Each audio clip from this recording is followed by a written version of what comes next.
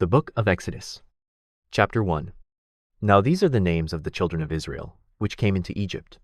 Every man in his household came with Jacob: Reuben, Simeon, Levi, and Judah, Issachar, Zebulun, and Benjamin, Dan, and Naphtali, Gad, and Asher.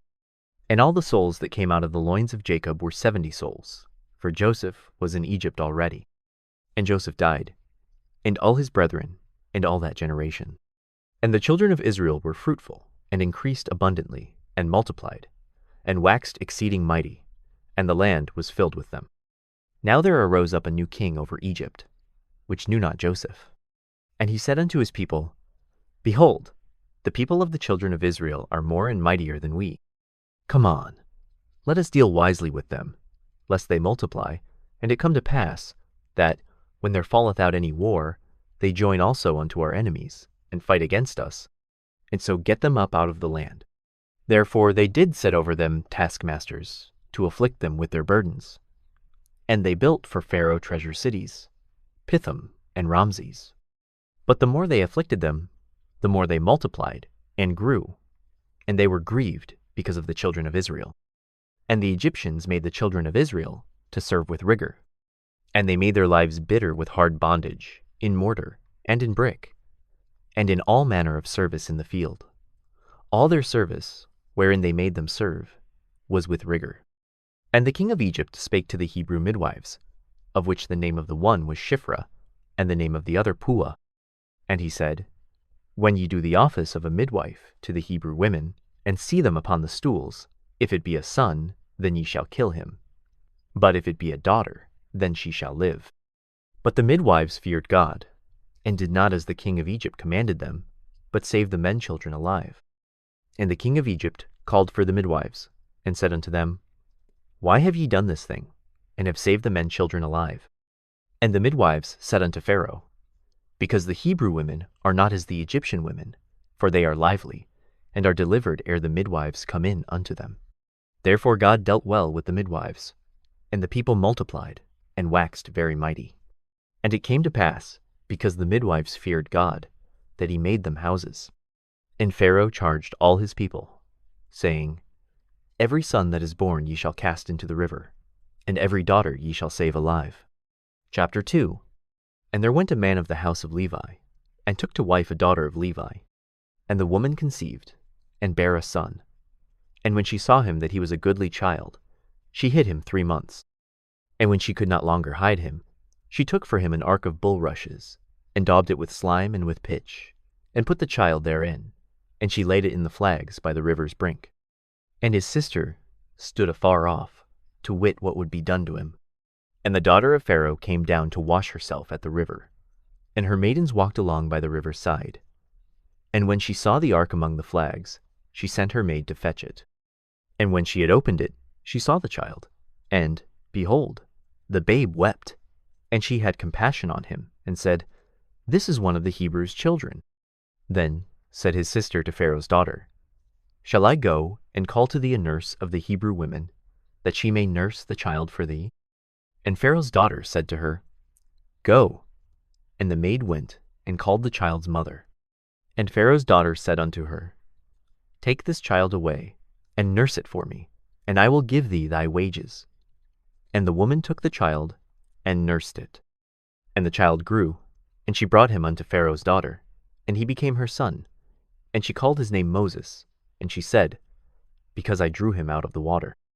And it came to pass in those days, when Moses was grown, that he went out unto his brethren, and looked on their burdens, and he spied an Egyptian smiting an Hebrew, one of his brethren. And he looked this way and that way, and when he saw that there was no man, he slew the Egyptian, and hid him in the sand.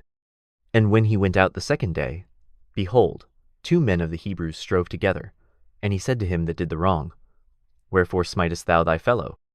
And he said, Who made thee a prince and a judge over us? Intendest thou to kill me, as thou killedst the Egyptian? And Moses feared, and said, Surely this thing is known. Now when Pharaoh heard this thing, he sought to slay Moses. But Moses fled from the face of Pharaoh, and dwelt in the land of Midian. And he sat down by a well. Now the priest of Midian had 7 daughters, and they came and drew water, and filled the troughs to water their father's flock.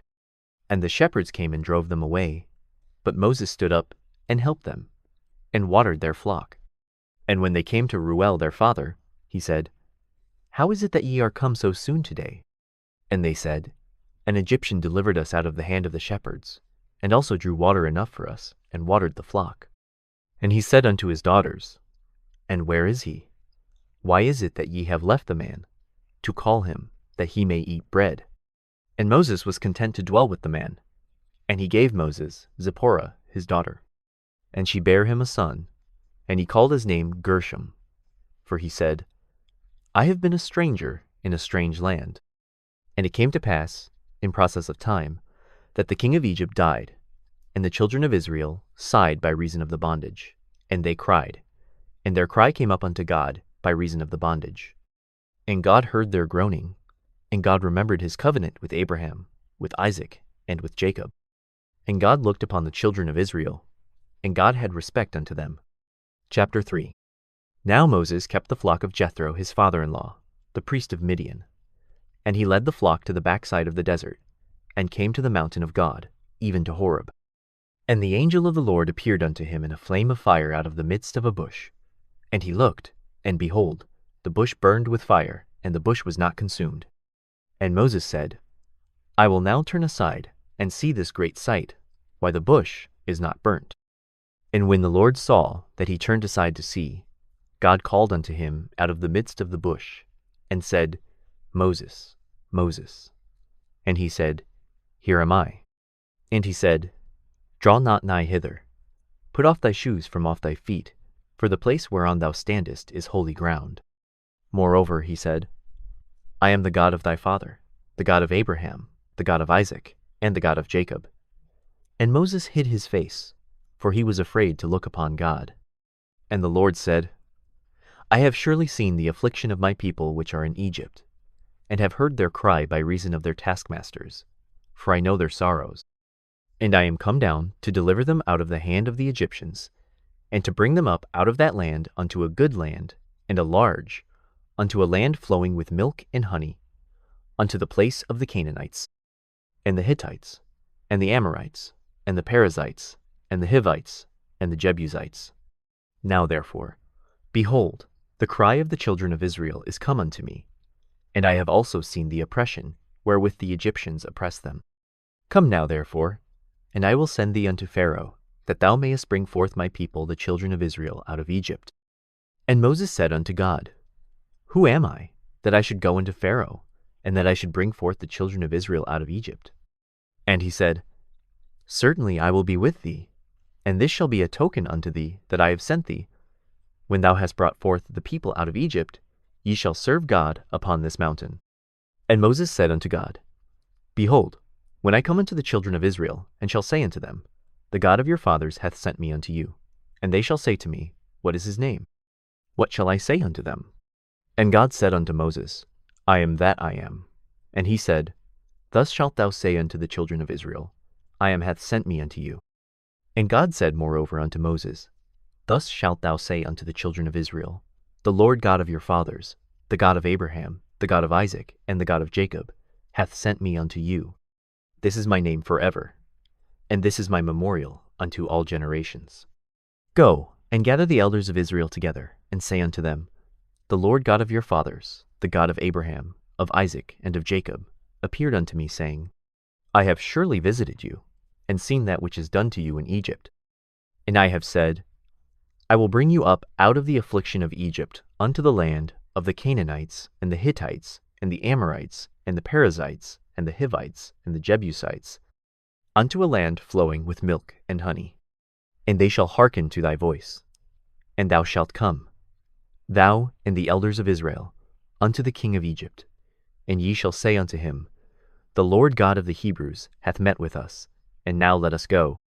We beseech thee, 3 days' journey into the wilderness, that we may sacrifice to the Lord our God.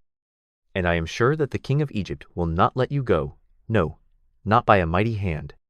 And I will stretch out my hand, and smite Egypt with all my wonders which I will do in the midst thereof. And after that he will let you go. And I will give this people favor in the sight of the Egyptians. And it shall come to pass, that, when ye go, ye shall not go empty. But every woman shall borrow of her neighbor, and of her that sojourneth in her house, jewels of silver, and jewels of gold, and raiment. And ye shall put them upon your sons, and upon your daughters, and ye shall spoil the Egyptians. Chapter 4.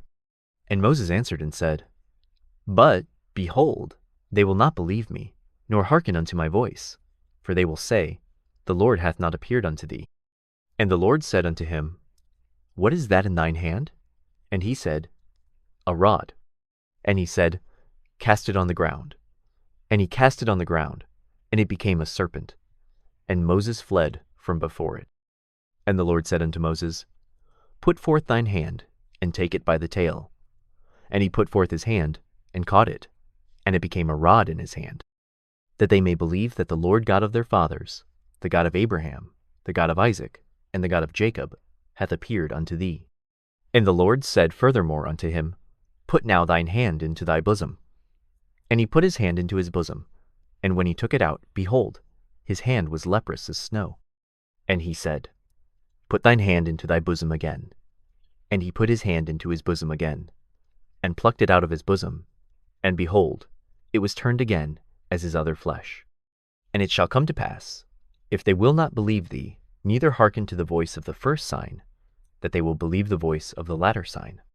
And it shall come to pass, if they will not believe also these two signs, neither hearken unto thy voice, that thou shalt take of the water of the river, and pour it upon the dry land. And the water which thou takest out of the river shall become blood upon the dry land. And Moses said unto the Lord, O my Lord, I am not eloquent, neither heretofore, nor since thou hast spoken unto thy servant, but I am slow of speech, and of a slow tongue. And the Lord said unto him, Who hath made man's mouth? Or who maketh the dumb, or deaf, or the seeing, or the blind? Have not I the Lord?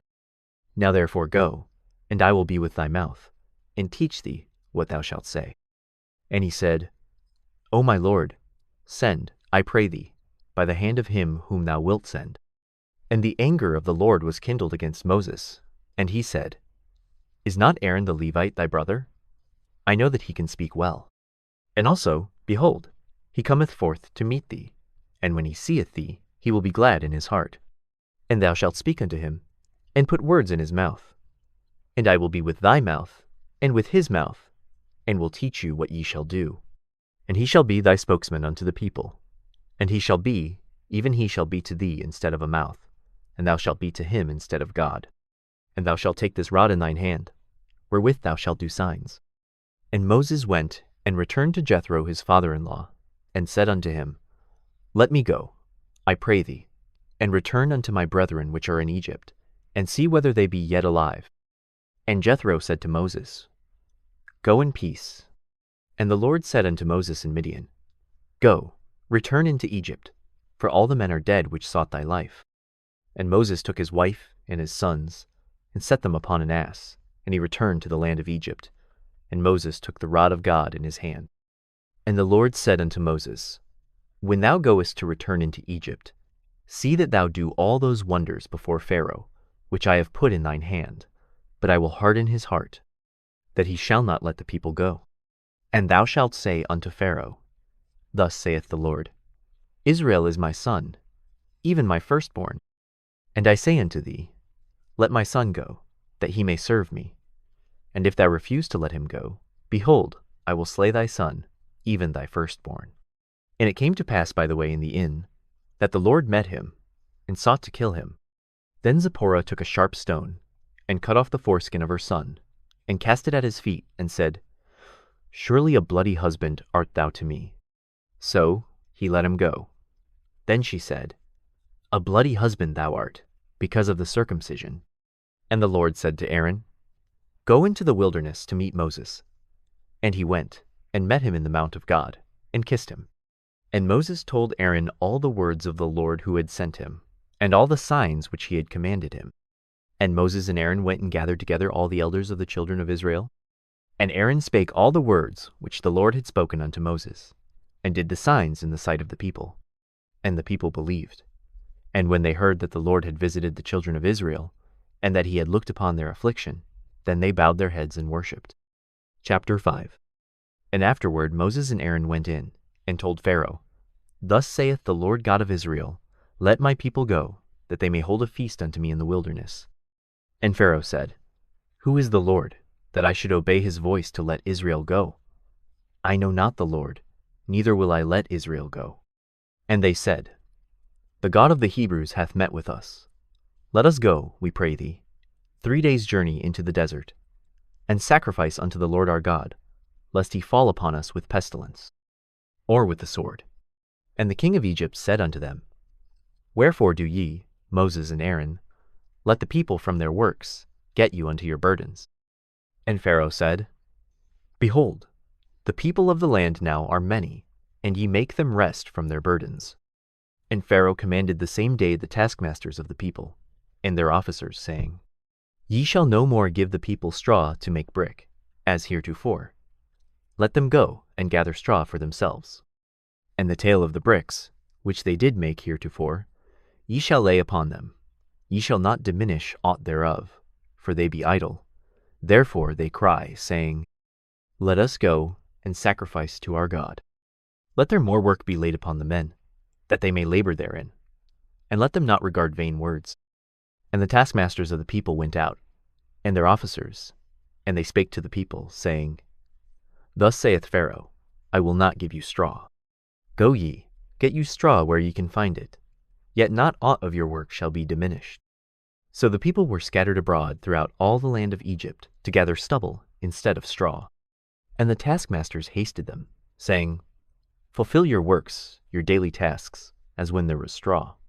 And the officers of the children of Israel, which Pharaoh's taskmasters had set over them, were beaten, and demanded, Wherefore have ye not fulfilled your task, in making brick both yesterday and today, as heretofore?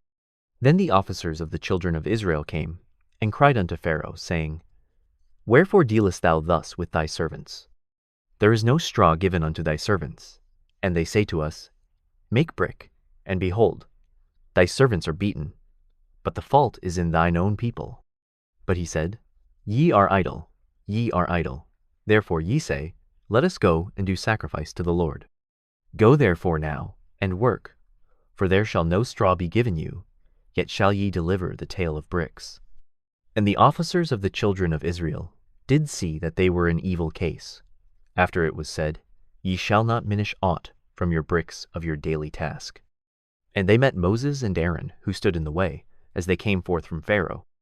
And they said unto them, The Lord look upon you, and judge, because ye have made our savor to be abhorred in the eyes of Pharaoh, and in the eyes of his servants, to put a sword in their hand to slay us. And Moses returned unto the Lord, and said, Lord, wherefore hast thou so evil entreated this people? Why is it that thou hast sent me? For since I came to Pharaoh to speak in thy name, he hath done evil to this people. Neither hast thou delivered thy people at all. Chapter 6. Then the Lord said unto Moses, Now shalt thou see what I will do to Pharaoh. For with a strong hand shall he let them go, and with a strong hand shall he drive them out of his land. And God spake unto Moses, and said unto him, I am the Lord. And I appeared unto Abraham, unto Isaac, and unto Jacob, by the name of God Almighty, but by my name Jehovah was I not known to them. And I have also established my covenant with them, to give them the land of Canaan, the land of their pilgrimage, wherein they were strangers. And I have also heard the groaning of the children of Israel, whom the Egyptians keep in bondage, and I have remembered my covenant. Wherefore say unto the children of Israel, I am the Lord, and I will bring you out from under the burdens of the Egyptians, and I will rid you out of their bondage, and I will redeem you with a stretched out arm, and with great judgments, and I will take you to me for a people, and I will be to you a God. And ye shall know that I am the Lord your God, which bringeth you out from under the burdens of the Egyptians. And I will bring you in unto the land, concerning the which I did swear, to give it to Abraham, to Isaac, and to Jacob, and I will give it you for an heritage. I am the Lord. And Moses spake so unto the children of Israel, but they hearkened not unto Moses for anguish of spirit, and for cruel bondage. And the Lord spake unto Moses, saying, Go in, speak unto Pharaoh king of Egypt, that he let the children of Israel go out of his land. And Moses spake before the Lord, saying, Behold, the children of Israel have not hearkened unto me. How then shall Pharaoh hear me, who am of uncircumcised lips? And the Lord spake unto Moses and unto Aaron, and gave them a charge unto the children of Israel, and unto Pharaoh king of Egypt, to bring the children of Israel out of the land of Egypt. These be the heads of their fathers' houses. The sons of Reuben, the firstborn of Israel, Hanoch, and Palu, Hezron, and Carmi. These be the families of Reuben. And the sons of Simeon, Jemuel, and Jamin, and Ohad, and Jachin, and Zohar, and Shaul the son of a Canaanitish woman. These are the families of Simeon. And these are the names of the sons of Levi, according to their generations, Gershon, and Kohath, and Merari. And the years of the life of Levi were 137 years. The sons of Gershon, Libni, and Shimi, according to their families. And the sons of Kohath, Amram, and Izhar, and Hebron, and Uzziel. And the years of the life of Kohath were 133 years. And the sons of Merari, Mahali, and Mushi. These are the families of Levi according to their generations. And Amram took him Jochebed his father's sister to wife, and she bare him Aaron and Moses. And the years of the life of Amram were 137 years. And the sons of Izhar, Korah, and Nepheg, and Zichri. And the sons of Uzziel, Mishael, and Elzaphan, and Zithri. And Aaron took him Elisheba, daughter of Amminadab, sister of Nahshon, to wife, and she bare him Nadab, and Abihu, Eleazar, and Ithamar. And the sons of Korah, Assur, and Elkanah, and Abiasaph. These are the families of the Korhites. And Eleazar Aaron's son took him one of the daughters of Putiel to wife, and she bare him Phinehas. These are the heads of the fathers of the Levites, according to their families. These are that Aaron and Moses, to whom the Lord said, Bring out the children of Israel from the land of Egypt, according to their armies. These are they which spake to Pharaoh king of Egypt, to bring out the children of Israel from Egypt. These are that Moses and Aaron. And it came to pass on the day when the Lord spake unto Moses in the land of Egypt, that the Lord spake unto Moses, saying, I am the Lord. Speak thou unto Pharaoh, king of Egypt, all that I say unto thee. And Moses said before the Lord, Behold, I am of uncircumcised lips, and how shall Pharaoh hearken unto me? Chapter 7. And the Lord said unto Moses, See, I have made thee a god to Pharaoh, and Aaron thy brother shall be thy prophet. Thou shalt speak all that I command thee, and Aaron thy brother shall speak unto Pharaoh, that he send the children of Israel out of his land.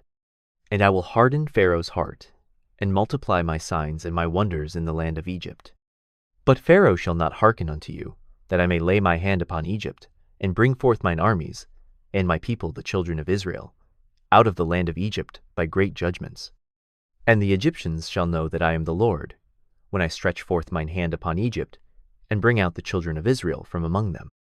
And Moses and Aaron did as the Lord commanded them, so did they. And Moses was 80 years old, and Aaron 83 years old, when they spake unto Pharaoh. And the Lord spake unto Moses and unto Aaron, saying, When Pharaoh shall speak unto you, saying, Shew a miracle for you, then thou shalt say unto Aaron, Take thy rod, and cast it before Pharaoh, and it shall become a serpent. And Moses and Aaron went in unto Pharaoh, and they did so as the Lord had commanded. And Aaron cast down his rod before Pharaoh, and before his servants, and it became a serpent. Then Pharaoh also called the wise men and the sorcerers, now the magicians of Egypt. They also did in like manner with their enchantments. For they cast down every man his rod, and they became serpents. But Aaron's rod swallowed up their rods. And he hardened Pharaoh's heart, that he hearkened not unto them, as the Lord had said. And the Lord said unto Moses, Pharaoh's heart is hardened, he refuseth to let the people go. Get thee unto Pharaoh in the morning. Lo, he goeth out unto the water, and thou shalt stand by the river's brink against he come. And the rod which was turned to a serpent shalt thou take in thine hand. And thou shalt say unto him, The Lord God of the Hebrews hath sent me unto thee, saying, Let my people go, that they may serve me in the wilderness. And behold, hitherto thou wouldest not hear. Thus saith the Lord, In this thou shalt know that I am the Lord. Behold, I will smite with the rod that is in mine hand upon the waters which are in the river, and they shall be turned to blood. And the fish that is in the river shall die, and the river shall stink, and the Egyptians shall loathe to drink of the water of the river.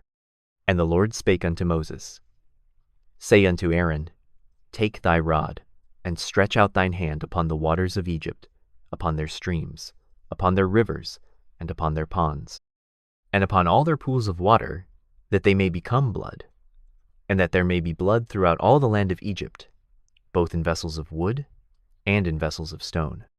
And Moses and Aaron did so, as the Lord commanded. And he lifted up the rod, and smote the waters that were in the river, in the sight of Pharaoh, and in the sight of his servants. And all the waters that were in the river were turned to blood. And the fish that was in the river died, and the river stank, and the Egyptians could not drink of the water of the river, and there was blood throughout all the land of Egypt. And the magicians of Egypt did so with their enchantments. And Pharaoh's heart was hardened, neither did he hearken unto them, as the Lord had said. And Pharaoh turned and went into his house, neither did he set his heart to this also. And all the Egyptians digged round about the river for water to drink, for they could not drink of the water of the river. And 7 days were fulfilled.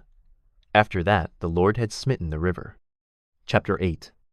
And the Lord spake unto Moses, Go unto Pharaoh, and say unto him, Thus saith the Lord, Let my people go, that they may serve me. And if thou refuse to let them go, behold, I will smite all thy borders with frogs. And the river shall bring forth frogs abundantly, which shall go up and come into thine house, and into thy bedchamber, and upon thy bed, and into the house of thy servants, and upon thy people, and into thine ovens, and into thy kneading troughs. And the frogs shall come up, both on thee, and upon thy people, and upon all thy servants. And the Lord spake unto Moses, Say unto Aaron, Stretch forth thine hand with thy rod over the streams, over the rivers, and over the ponds, and cause frogs to come up upon the land of Egypt. And Aaron stretched out his hand over the waters of Egypt, and the frogs came up, and covered the land of Egypt. And the magicians did so with their enchantments, and brought up frogs upon the land of Egypt. Then Pharaoh called for Moses and Aaron, and said, Entreat the Lord, that he may take away the frogs from me, and from my people, and I will let the people go, that they may do sacrifice unto the Lord. And Moses said unto Pharaoh, Glory over me. When shall I entreat for thee, and for thy servants, and for thy people, to destroy the frogs from thee and thy houses, that they may remain in the river only? And he said, Tomorrow. And he said, Be it according to thy word, that thou mayest know that there is none like unto the Lord our God. And the frogs shall depart from thee, and from thy houses, and from thy servants, and from thy people. They shall remain in the river only. And Moses and Aaron went out from Pharaoh, and Moses cried unto the Lord because of the frogs which he had brought against Pharaoh. And the Lord did according to the word of Moses. And the frogs died out of the houses, out of the villages, and out of the fields. And they gathered them together upon heaps, and the land stank. But when Pharaoh saw that there was respite, he hardened his heart, and hearkened not unto them, as the Lord had said. And the Lord said unto Moses, Say unto Aaron, Stretch out thy rod, and smite the dust of the land, that it may become lice throughout all the land of Egypt. And they did so. For Aaron stretched out his hand with his rod, and smote the dust of the earth, and it became lice in man and in beast. All the dust of the land became lice throughout all the land of Egypt. And the magicians did so with their enchantments to bring forth lice, but they could not. So there were lice upon man and upon beast. Then the magicians said unto Pharaoh, This is the finger of God. And Pharaoh's heart was hardened, and he hearkened not unto them, as the Lord had said. And the Lord said unto Moses, Rise up early in the morning, and stand before Pharaoh. Lo, he cometh forth to the water, and say unto him, Thus saith the Lord, Let my people go, that they may serve me. Else, if thou wilt not let my people go, behold, I will send swarms of flies upon thee, and upon thy servants, and upon thy people, and into thy houses. And the houses of the Egyptians shall be full of swarms of flies, and also the ground whereon they are. And I will sever in that day the land of Goshen, in which my people dwell, that no swarms of flies shall be there, to the end thou mayest know that I am the Lord in the midst of the earth. and I will put a division between my people and thy people. Tomorrow shall this sign be. And the Lord did so. And there came a grievous swarm of flies into the house of Pharaoh, and into his servants' houses, and into all the land of Egypt. The land was corrupted by reason of the swarm of flies. And Pharaoh called for Moses and for Aaron, and said, Go ye, sacrifice to your God in the land. And Moses said, It is not meet so to do, for we shall sacrifice the abomination of the Egyptians to the Lord our God. Lo, shall we sacrifice the abomination of the Egyptians before their eyes? And will they not stone us? We will go 3 days' journey into the wilderness, and sacrifice to the Lord our God as he shall command us. And Pharaoh said, I will let you go, that ye may sacrifice to the Lord your God in the wilderness. Only ye shall not go very far away. Entreat for me. And Moses said, Behold, I go out from thee, and I will entreat the Lord that the swarms of flies may depart from Pharaoh, from his servants, and from his people tomorrow. But let not Pharaoh deal deceitfully any more, in not letting the people go to sacrifice to the Lord. And Moses went out from Pharaoh, and entreated the Lord. And the Lord did according to the word of Moses. And he removed the swarms of flies from Pharaoh, from his servants, and from his people. There remained not one. And Pharaoh hardened his heart at this time also, neither would he let the people go. Chapter 9. Then the Lord said unto Moses, Go in unto Pharaoh, and tell him, Thus saith the Lord God of the Hebrews, Let my people go, that they may serve me. For if thou refuse to let them go, and wilt hold them still, behold, the hand of the Lord is upon thy cattle which is in the field, upon the horses, upon the asses, upon the camels, upon the oxen, and upon the sheep. There shall be a very grievous murrain. And the Lord shall sever between the cattle of Israel and the cattle of Egypt, and there shall nothing die of all that is the children of Israel. And the Lord appointed a set time, saying, Tomorrow the Lord shall do this thing in the land. And the Lord did that thing on the morrow, and all the cattle of Egypt died, but of the cattle of the children of Israel died not one. And Pharaoh sent, and, behold, there was not one of the cattle of the Israelites dead. And the heart of Pharaoh was hardened, and he did not let the people go. And the Lord said unto Moses and unto Aaron, Take to you handfuls of ashes of the furnace, and let Moses sprinkle it toward the heaven in the sight of Pharaoh. And it shall become small dust in all the land of Egypt, and shall be a boil breaking forth with blains upon man and upon beast throughout all the land of Egypt. And they took ashes of the furnace, and stood before Pharaoh. And Moses sprinkled it up toward heaven, and it became a boil breaking forth with blains upon man and upon beast. And the magicians could not stand before Moses because of the boils, for the boil was upon the magicians, and upon all the Egyptians. And the Lord hardened the heart of Pharaoh, and he hearkened not unto them, as the Lord had spoken unto Moses. And the Lord said unto Moses, Rise up early in the morning, and stand before Pharaoh, and say unto him, Thus saith the Lord God of the Hebrews, Let my people go, that they may serve me. For I will at this time send all my plagues upon thine heart, and upon thy servants, and upon thy people, that thou mayest know that there is none like me in all the earth. For now I will stretch out my hand, that I may smite thee and thy people with pestilence, and thou shalt be cut off from the earth. And in very deed for this cause have I raised thee up, for to show in thee my power, and that my name may be declared throughout all the earth. As yet exaltest thou thyself against my people, that thou wilt not let them go? Behold, tomorrow about this time I will cause it to rain a very grievous hail, such as hath not been in Egypt since the foundation thereof, even until now. Send therefore now, and gather thy cattle, and all that thou hast in the field. For upon every man and beast which shall be found in the field, and shall not be brought home, the hail shall come down upon them, and they shall die. He that feared the word of the Lord among the servants of Pharaoh made his servants and his cattle flee into the houses. And he that regarded not the word of the Lord left his servants and his cattle in the field. And the Lord said unto Moses, Stretch forth thine hand toward heaven, that there may be hail in all the land of Egypt, upon man and upon beast, and upon every herb of the field, throughout the land of Egypt. And Moses stretched forth his rod toward heaven, and the Lord sent thunder and hail, and the fire ran along upon the ground, and the Lord rained hail upon the land of Egypt. So there was hail, and fire mingled with the hail, very grievous. such as there was none like it in all the land of Egypt, since it became a nation. And the hail smote throughout all the land of Egypt, all that was in the field, both man and beast. And the hail smote every herb of the field, and brake every tree of the field. Only in the land of Goshen, where the children of Israel were, was there no hail. And Pharaoh sent, and called for Moses and Aaron, and said unto them, I have sinned this time. The Lord is righteous, and I and my people are wicked. Entreat the Lord, for it is enough, that there be no more mighty thunderings and hail, and I will let you go, and ye shall stay no longer. And Moses said unto him, As soon as I am gone out of the city, I will spread abroad my hands unto the Lord, and the thunder shall cease, neither shall there be any more hail, that thou mayest know how that the earth is the Lord's. But as for thee and thy servants, I know that ye will not yet fear the Lord God. And the flax and the barley was smitten, for the barley was in the ear, and the flax was bold.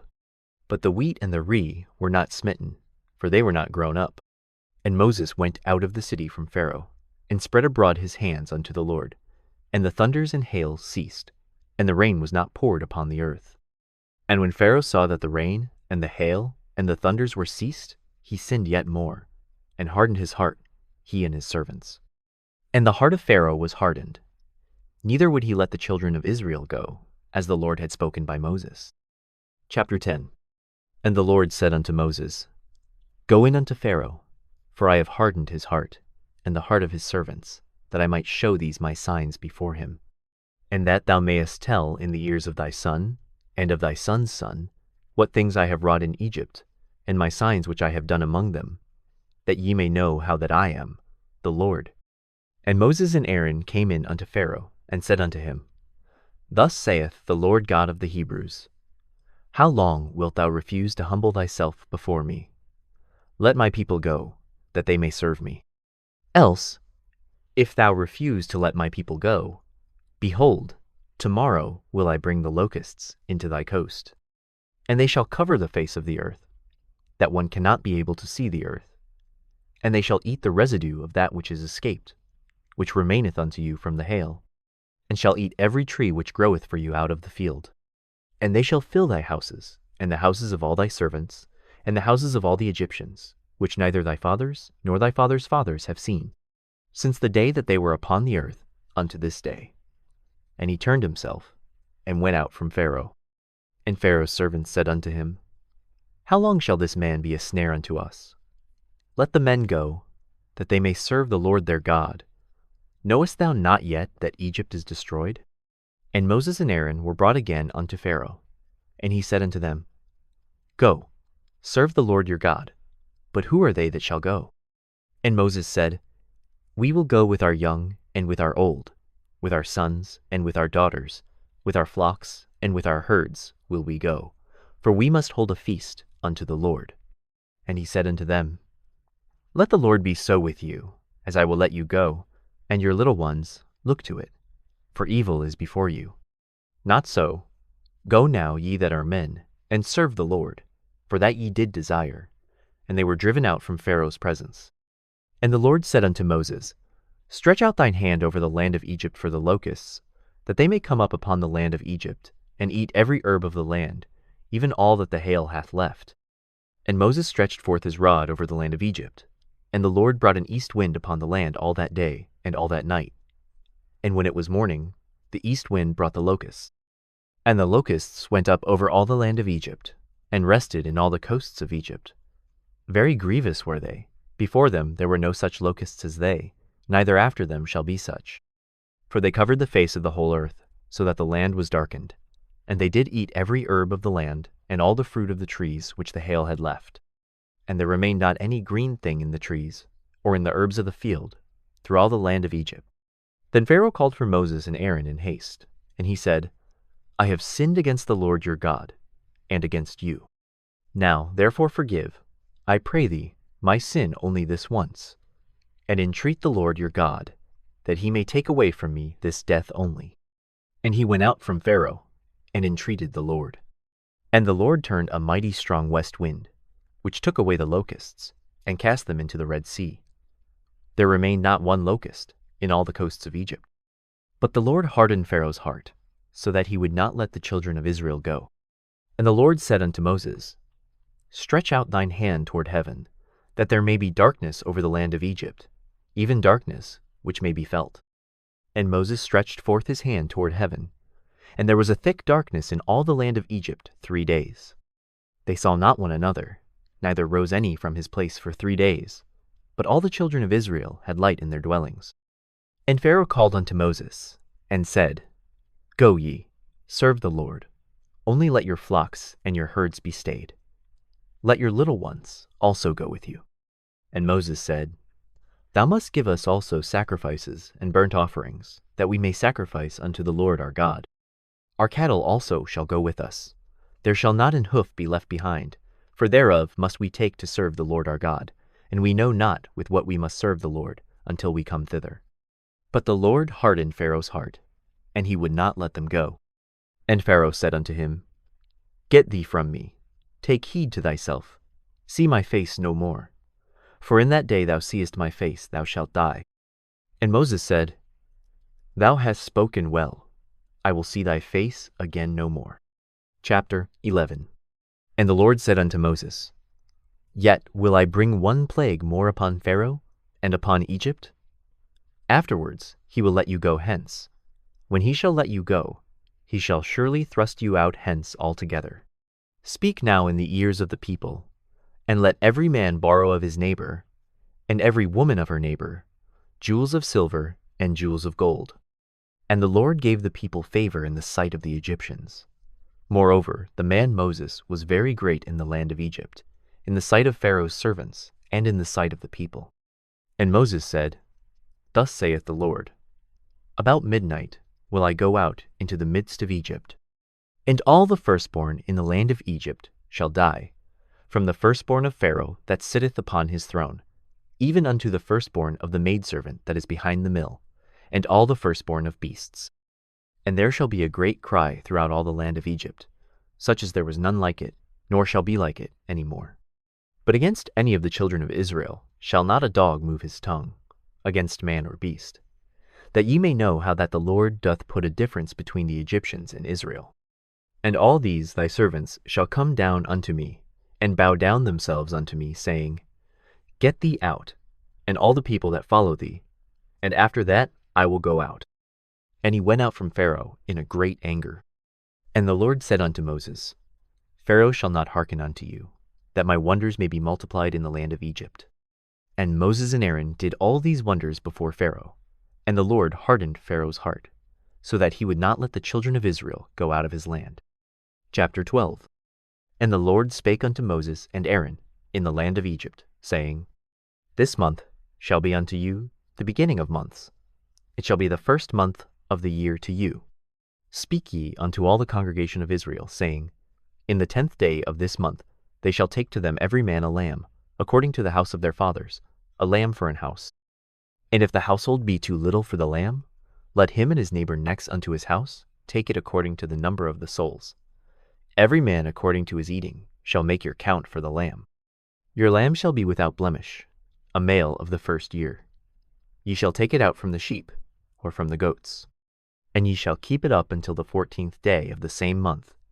And the whole assembly of the congregation of Israel shall kill it in the evening. And they shall take of the blood, and strike it on the 2 side posts, and on the upper door post of the houses, wherein they shall eat it. And they shall eat the flesh in that night, roast with fire, and unleavened bread, and with bitter herbs they shall eat it. Eat not of it raw, nor sodden at all with water, but roast with fire, his head with his legs, and with the purtenance thereof. And ye shall let nothing of it remain until the morning, and that which remaineth of it until the morning ye shall burn with fire. And thus shall ye eat it, with your loins girded, your shoes on your feet, and your staff in your hand, and ye shall eat it in haste. It is the Lord's Passover. For I will pass through the land of Egypt this night, and will smite all the firstborn in the land of Egypt, both man and beast. And against all the gods of Egypt I will execute judgment. I am the Lord. And the blood shall be to you for a token upon the houses where ye are. And when I see the blood, I will pass over you, and the plague shall not be upon you to destroy you, when I smite the land of Egypt. And this day shall be unto you for a memorial, and ye shall keep it a feast to the Lord throughout your generations. Ye shall keep it a feast by an ordinance forever. 7 days shall ye eat unleavened bread. Even the first day ye shall put away leaven out of your houses. For whosoever eateth leavened bread from the first day until the 7th day, that soul shall be cut off from Israel.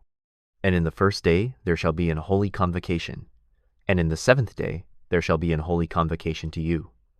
No manner of work shall be done in them, save that which every man must eat, that only may be done of you. And ye shall observe the feast of unleavened bread. For in this selfsame day have I brought your armies out of the land of Egypt. Therefore shall ye observe this day in your generations, by an ordinance forever. In the 1st month, on the 14th day of the month at even, ye shall eat unleavened bread until the 21st day of the month at even. 7 days shall there be no leaven found in your houses. For whosoever eateth that which is leavened, even that soul shall be cut off from the congregation of Israel, whether he be a stranger or born in the land. Ye shall eat nothing leavened. In all your habitations shall ye eat unleavened bread. Then Moses called for all the elders of Israel, and said unto them, Draw out, and take you a lamb according to your families, and kill the Passover. And ye shall take a bunch of hyssop, and dip it in the blood that is in the basin, and strike the lintel and the 2 side posts with the blood that is in the basin. And none of you shall go out at the door of his house until the morning. For the Lord will pass through to smite the Egyptians. And when he seeth the blood upon the lintel, and on the 2 side posts, the Lord will pass over the door, and will not suffer the destroyer to come in unto your houses to smite you. And ye shall observe this thing for an ordinance to thee, and to thy sons forever. And it shall come to pass, when ye be come to the land which the Lord will give you, according as he hath promised, that ye shall keep this service. And it shall come to pass, when your children shall say unto you, What mean ye by this service? That ye shall say, It is the sacrifice of the Lord's Passover, who passed over the houses of the children of Israel in Egypt, when he smote the Egyptians, and delivered our houses. And the people bowed the head, and worshipped. And the children of Israel went away, and did as the Lord had commanded Moses and Aaron, so did they. And it came to pass, that at midnight the Lord smote all the firstborn in the land of Egypt, from the firstborn of Pharaoh that sat on his throne unto the firstborn of the captive that was in the dungeon, and all the firstborn of cattle. And Pharaoh rose up in the night, he, and all his servants, and all the Egyptians. And there was a great cry in Egypt, for there was not a house where there was not one dead. And he called for Moses and Aaron by night, and said, Rise up, and get you forth from among my people, both ye and the children of Israel, and go, serve the Lord, as ye have said. Also take your flocks and your herds, as ye have said, and be gone, and bless me also. And the Egyptians were urgent upon the people, that they might send them out of the land in haste, for they said, We be all dead men. And the people took their dough before it was leavened, their kneading troughs being bound up in their clothes upon their shoulders. And the children of Israel did according to the word of Moses. And they borrowed of the Egyptians jewels of silver, and jewels of gold, and raiment. And the Lord gave the people favor in the sight of the Egyptians, so that they lent unto them such things as they required, and they spoiled the Egyptians. And the children of Israel journeyed from Ramses to Succoth, about 600,000 on foot that were men, beside children. And a mixed multitude went up also with them, and flocks, and herds, even very much cattle. And they baked unleavened cakes of the dough which they brought forth out of Egypt, for it was not leavened, because they were thrust out of Egypt, and could not tarry. Neither had they prepared for themselves any victual. Now the sojourning of the children of Israel, who dwelt in Egypt, was 430 years. And it came to pass, at the end of the 430 years, even the selfsame day it came to pass, that all the hosts of the Lord went out from the land of Egypt. It is a night to be much observed unto the Lord, for bringing them out from the land of Egypt. This is that night of the Lord, to be observed of all the children of Israel in their generations. And the Lord said unto Moses and Aaron, This is the ordinance of the Passover. There shall no stranger eat thereof. But every man's servant that is bought for money, when thou hast circumcised him, then shall he eat thereof. A foreigner and an hired servant shall not eat thereof. In one house shall it be eaten. Thou shalt not carry forth aught of the flesh abroad out of the house, neither shall ye break a bone thereof. All the congregation of Israel shall keep it. And when a stranger shall sojourn with thee, and will keep the Passover to the Lord, let all his males be circumcised, and then let him come near and keep it, and he shall be as one that is born in the land. For no uncircumcised person shall eat thereof. One law shall be to him that is homeborn, and unto the stranger that sojourneth among you. Thus did all the children of Israel. As the Lord commanded Moses and Aaron, so did they. And it came to pass the selfsame day that the Lord did bring the children of Israel out of the land of Egypt by their armies. Chapter 13. And the Lord spake unto Moses, saying, Sanctify unto me all the firstborn, whatsoever openeth the womb among the children of Israel, both of man and of beast. It is mine. And Moses said unto the people, Remember this day, in which ye came out from Egypt, out of the house of bondage. For by strength of hand the Lord brought you out from this place. There shall no leavened bread be eaten. This day came ye out in the month Abib. And it shall be when the Lord shall bring thee into the land of the Canaanites, and the Hittites, and the Amorites, and the Hivites, and the Jebusites, which he sware unto thy fathers to give thee, a land flowing with milk and honey, that thou shalt keep this service in this month. 7 days thou shalt eat unleavened bread, and in the 7th day shall be a feast to the Lord. Unleavened bread shall be eaten 7 days. And there shall no leavened bread be seen with thee, neither shall there be leaven seen with thee in all thy quarters. And thou shalt show thy son in that day, saying, This is done because of that which the Lord did unto me when I came forth out of Egypt. And it shall be for a sign unto thee upon thine hand, and for a memorial between thine eyes, that the Lord's law may be in thy mouth. For with a strong hand hath the Lord brought thee out of Egypt. Thou shalt therefore keep this ordinance in his season from year to year. And it shall be when the Lord shall bring thee into the land of the Canaanites, as he sware unto thee and to thy fathers, and shall give it thee, that thou shalt set apart unto the Lord all that openeth the matrix, and every firstling that cometh of a beast which thou hast, the males shall be the Lord's. And every firstling of an ass thou shalt redeem with a lamb, and if thou wilt not redeem it, then thou shalt break his neck. And all the firstborn of man among thy children shalt thou redeem. And it shall be when thy son asketh thee in time to come, saying, What is this? That thou shalt say unto him, By strength of hand the Lord brought us out from Egypt, from the house of bondage.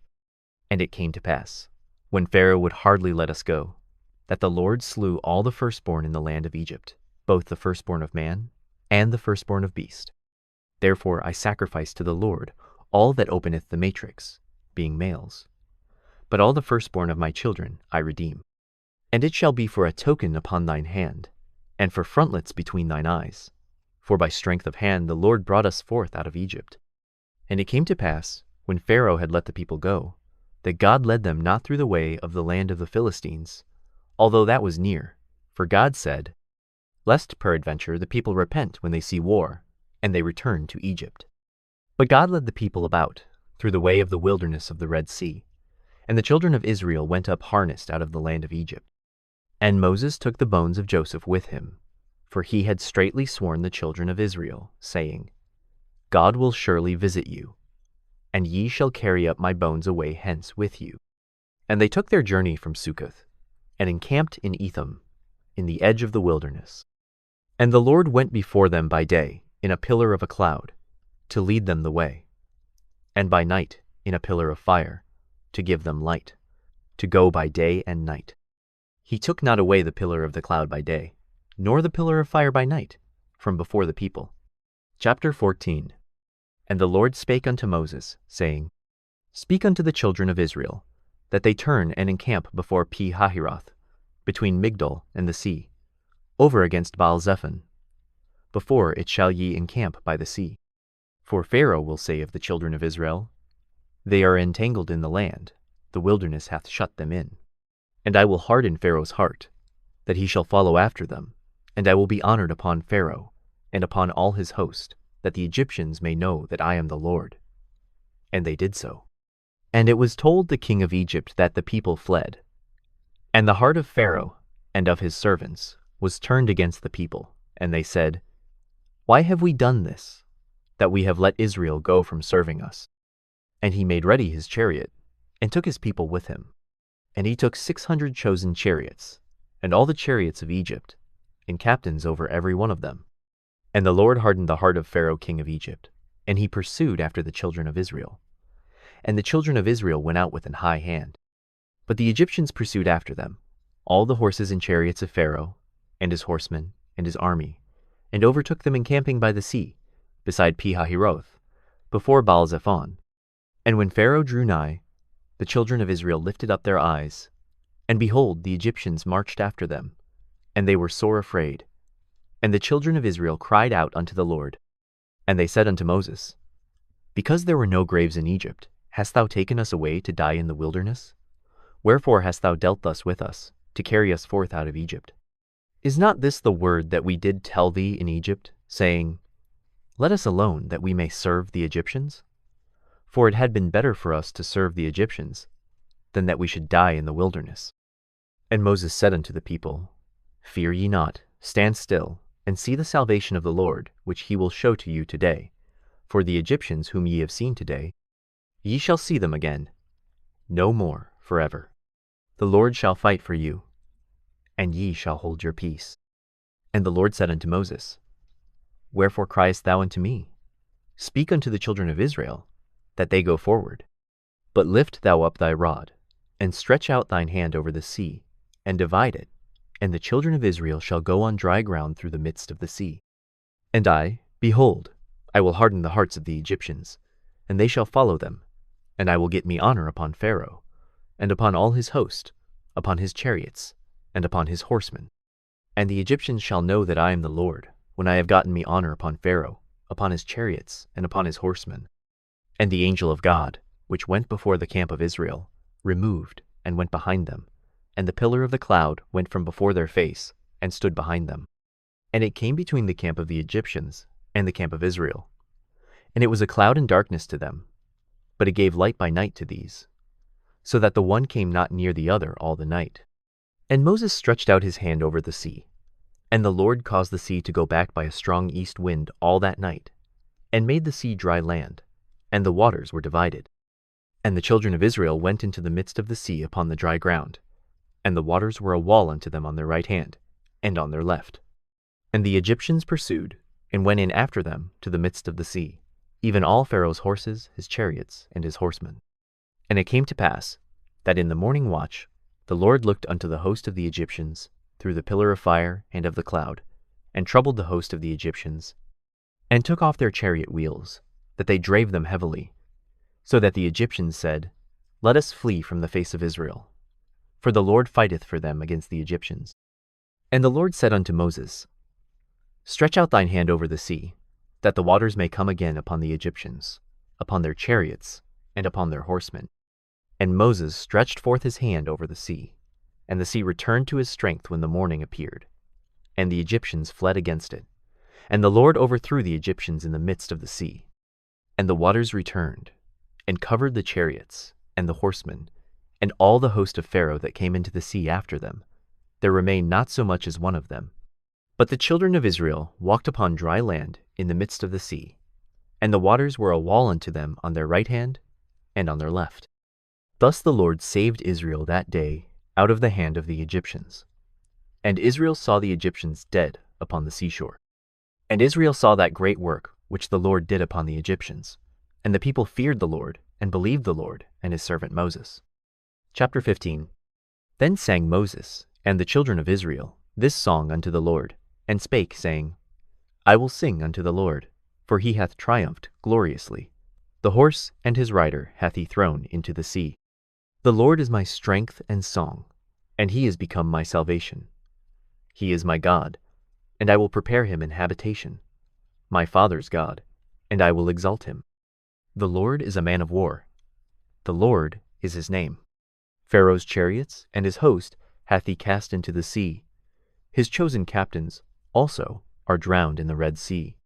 The depths have covered them. They sank into the bottom as a stone.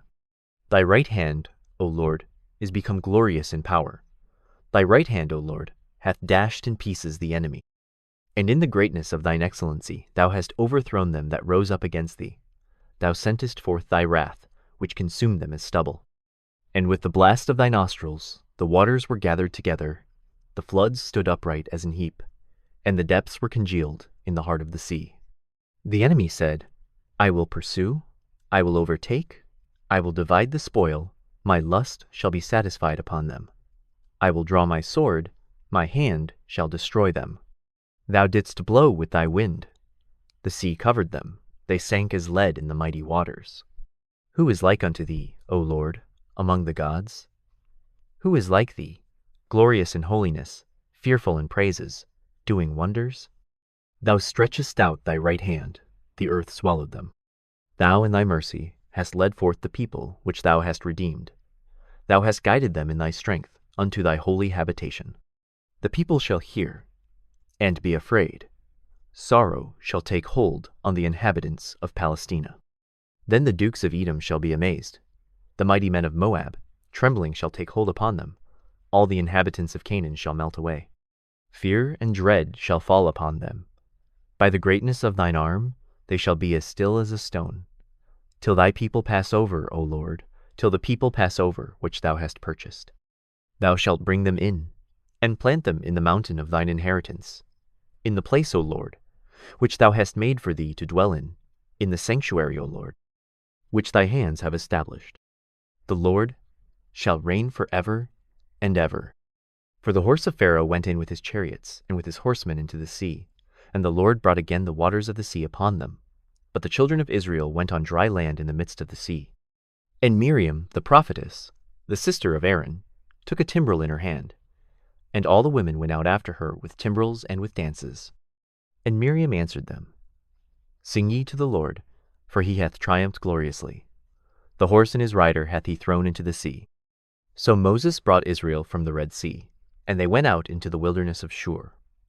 And they went 3 days in the wilderness, and found no water. And when they came to Marah, they could not drink of the waters of Marah, for they were bitter. Therefore the name of it was called Marah. And the people murmured against Moses, saying, What shall we drink? And he cried unto the Lord. And the Lord showed him a tree, which when he had cast into the waters were made sweet. There he made for them a statute and an ordinance, and there he proved them, and said, If thou wilt diligently hearken to the voice of the Lord thy God, and wilt do that which is right in his sight, and wilt give ear to his commandments, and keep all his statutes, I will put none of these diseases upon thee, which I have brought upon the Egyptians. For I am the Lord that healeth thee. And they came to Elim, where were 12 wells of water, and 70 palm trees. And they encamped there by the waters. Chapter 16. And they took their journey from Elim, and all the congregation of the children of Israel came unto the wilderness of Sin, which is between Elim and Sinai, on the 15th day of the 2nd month, after their departing out of the land of Egypt. And the whole congregation of the children of Israel murmured against Moses and Aaron in the wilderness. And the children of Israel said unto them, Would to God we had died by the hand of the Lord in the land of Egypt, when we sat by the flesh pots, and when we did eat bread to the full. For ye have brought us forth into this wilderness, to kill this whole assembly with hunger. Then said the Lord unto Moses, Behold, I will rain bread from heaven for you, and the people shall go out and gather a certain rate every day, that I may prove them, whether they will walk in my law, or no. And it shall come to pass, that on the 6th day they shall prepare that which they bring in, and it shall be twice as much as they gather daily. And Moses and Aaron said unto all the children of Israel, At even, then ye shall know that the Lord hath brought you out from the land of Egypt. And in the morning, then ye shall see the glory of the Lord, for that he heareth your murmurings against the Lord. And what are we, that ye murmur against us? And Moses said, This shall be, when the Lord shall give you in the evening flesh to eat, and in the morning bread to the full. For that the Lord heareth your murmurings which ye murmur against him. And what are we? Your murmurings are not against us, but against the Lord. And Moses spake unto Aaron, Say unto all the congregation of the children of Israel, Come near before the Lord, for he hath heard your murmurings. And it came to pass, as Aaron spake unto the whole congregation of the children of Israel, that they looked toward the wilderness, and, behold, the glory of the Lord appeared in the cloud. And the Lord spake unto Moses, saying, I have heard the murmurings of the children of Israel. Speak unto them, saying, At even ye shall eat flesh, and in the morning ye shall be filled with bread, and ye shall know that I am the Lord your God. And it came to pass that at even the quails came up, and covered the camp. And in the morning the dew lay round about the host. And when the dew that lay was gone up, behold, upon the face of the wilderness there lay a small round thing, as small as the hoarfrost on the ground. And when the children of Israel saw it, they said one to another, It is manna, for they wist not what it was. And Moses said unto them, This is the bread which the Lord hath given you to eat. This is the thing which the Lord hath commanded. Gather of it every man according to his eating, an omer for every man, according to the number of your persons. Take ye every man for them which are in his tents. And the children of Israel did so, and gathered, some more, some less. And when they did meet it with an omer, he that gathered much had nothing over, and he that gathered little had no lack. They gathered every man according to his eating. And Moses said, Let no man leave of it till the morning. Notwithstanding, they hearkened not unto Moses. But some of them left of it until the morning, and it bred worms, and stank, and Moses was wroth with them. And they gathered it every morning, every man, according to his eating. And when the sun waxed hot, it melted. And it came to pass, that on the 6th day they gathered twice as much bread, 2 omers for one man, and all the rulers of the congregation came and told Moses. And he said unto them, This is that which the Lord hath said, Tomorrow is the rest of the holy Sabbath unto the Lord. Bake that which ye will bake today, and seethe that ye will seethe, and that which remaineth over, lay up for you to be kept until the morning. And they laid it up till the morning, as Moses bade. And it did not stink, neither was there any worm therein. And Moses said, Eat that today, for today is a Sabbath unto the Lord. Today ye shall not find it in the field. 6 days ye shall gather it. But on the 7th day, which is the Sabbath, in it there shall be none. And it came to pass that there went out some of the people on the 7th day for to gather, and they found none. And the Lord said unto Moses, How long refuse ye to keep my commandments and my laws? See, for that the Lord hath given you the Sabbath. Therefore he giveth you on the 6th day the bread of 2 days. Abide ye every man in his place. Let no man go out of his place on the 7th day. So the people rested on the 7th day. And the house of Israel called the name thereof manna. And it was like coriander seed, white, and the taste of it was like wafers made with honey. And Moses said, This is the thing which the Lord commandeth. Fill an omer of it to be kept for your generations, that they may see the bread wherewith I have fed you in the wilderness, when I brought you forth from the land of Egypt. And Moses said unto Aaron, Take a pot, and put an omer full of manna therein, and lay it up before the Lord, to be kept for your generations. As the Lord commanded Moses, so Aaron laid it up before the testimony, to be kept. And the children of Israel did eat manna 40 years, until they came to a land inhabited. They did eat manna until they came unto the borders of the land of Canaan. Now, an omer is the 10th part of an ephah. Chapter 17. And all the congregation of the children of Israel journeyed from the wilderness of Sin, after their journeys, according to the commandment of the Lord, and pitched in Rephidim. And there was no water for the people to drink. Wherefore the people did chide with Moses, and said, Give us water that we may drink. And Moses said unto them, Why chide ye with me? Wherefore do ye tempt the Lord? And the people thirsted there for water. And the people murmured against Moses, and said, Wherefore is this, that thou hast brought us up out of Egypt, to kill us and our children and our cattle with thirst? And Moses cried unto the Lord, saying, What shall I do unto this people? They be almost ready to stone me.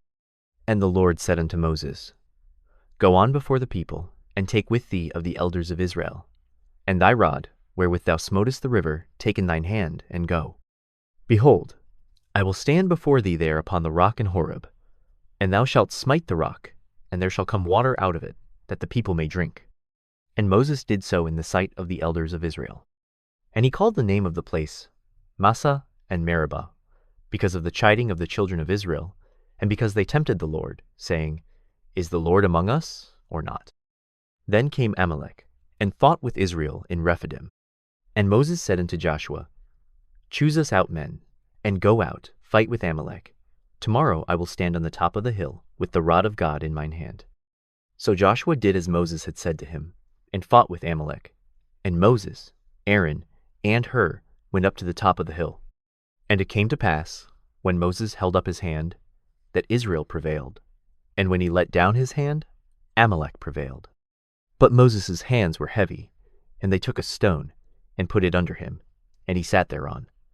And Aaron and Hur stayed up his hands, the one on the one side, and the other on the other side. And his hands were steady until the going down of the sun. And Joshua discomfited Amalek and his people with the edge of the sword. And the Lord said unto Moses, Write this for a memorial in a book, and rehearse it in the ears of Joshua. For I will utterly put out the remembrance of Amalek from under heaven. And Moses built an altar, and called the name of it Jehovah Nissi. For he said, Because the Lord hath sworn that the Lord will have war with Amalek from generation to generation. Chapter 18. When Jethro, the priest of Midian, Moses' father-in-law, heard of all that God had done for Moses, and for Israel his people, and that the Lord had brought Israel out of Egypt, then Jethro, Moses' father-in-law, took Zipporah, Moses' wife, after he had sent her back, and her 2 sons, of which the name of the one was Gershom. For he said, I have been an alien in a strange land. And the name of the other was Eleazar. For the God of my father, said he, was mine help, and delivered me from the sword of Pharaoh. And Jethro, Moses' father-in-law, came with his sons and his wife unto Moses into the wilderness, where he encamped at the mount of God. And he said unto Moses, I thy father-in-law Jethro am come unto thee, and thy wife, and her 2 sons with her. And Moses went out to meet his father-in-law, and did obeisance, and kissed him. And they asked each other of their welfare, and they came into the tent. And Moses told his father-in-law all that the Lord had done unto Pharaoh and to the Egyptians, for Israel's sake, and all the travail that had come upon them by the way, and how the Lord delivered them. And Jethro rejoiced for all the goodness which the Lord had done to Israel, whom he had delivered out of the hand of the Egyptians. And Jethro said, Blessed be the Lord, who hath delivered you out of the hand of the Egyptians, and out of the hand of Pharaoh, who hath delivered the people from under the hand of the Egyptians. Now I know that the Lord is greater than all gods, for in the thing wherein they dealt proudly, he was above them. And Jethro, Moses' father-in-law, took a burnt offering and sacrifices for God. And Aaron came, and all the elders of Israel, to eat bread with Moses' father-in-law before God. And it came to pass on the morrow, that Moses sat to judge the people, and the people stood by Moses from the morning unto the evening. And when Moses' father-in-law saw all that he did to the people, he said, What is this thing that thou doest to the people? Why sittest thou thyself alone, and all the people stand by thee from morning unto even? And Moses said unto his father-in-law, Because the people come unto me to inquire of God. When they have a matter, they come unto me, and I judge between one and another, and I do make them know the statutes of God, and his laws. And Moses' father-in-law said unto him, The thing that thou doest is not good. Thou wilt surely wear away, both thou and this people that is with thee. For this thing is too heavy for thee. Thou art not able to perform it thyself alone. Hearken now unto my voice. I will give thee counsel, and God shall be with thee. Be thou for the people to Godward, that thou mayest bring the causes unto God. And thou shalt teach them ordinances and laws, and shalt show them the way wherein they must walk, and the work that they must do. Moreover, thou shalt provide out of all the people able men, such as fear God, men of truth, hating covetousness, and place such over them to be rulers of thousands, and rulers of hundreds, rulers of 50s, and rulers of 10s. And let them judge the people at all seasons. And it shall be, that every great matter they shall bring unto thee, but every small matter they shall judge, so shall it be easier for thyself, and they shall bear the burden with thee. If thou shalt do this thing, and God command thee so, then thou shalt be able to endure, and all this people shall also go to their place in peace. So Moses hearkened to the voice of his father-in-law, and did all that he had said. And Moses chose able men out of all Israel, and made them heads over the people, rulers of thousands, rulers of hundreds, rulers of 50s, and rulers of 10s. And they judged the people at all seasons. The hard causes they brought unto Moses, but every small matter they judged themselves. And Moses let his father-in-law depart, and he went his way into his own land. Chapter 19. In the 3rd month, when the children of Israel were gone forth out of the land of Egypt, the same day came they into the wilderness of Sinai. For they were departed from Rephidim, and were come to the desert of Sinai, and had pitched in the wilderness, and there Israel camped before the mount. And Moses went up unto God, and the Lord called unto him out of the mountain, saying, Thus shalt thou say to the house of Jacob, and tell the children of Israel, Ye have seen what I did unto the Egyptians, and how I bare you on eagle's wings, and brought you unto myself.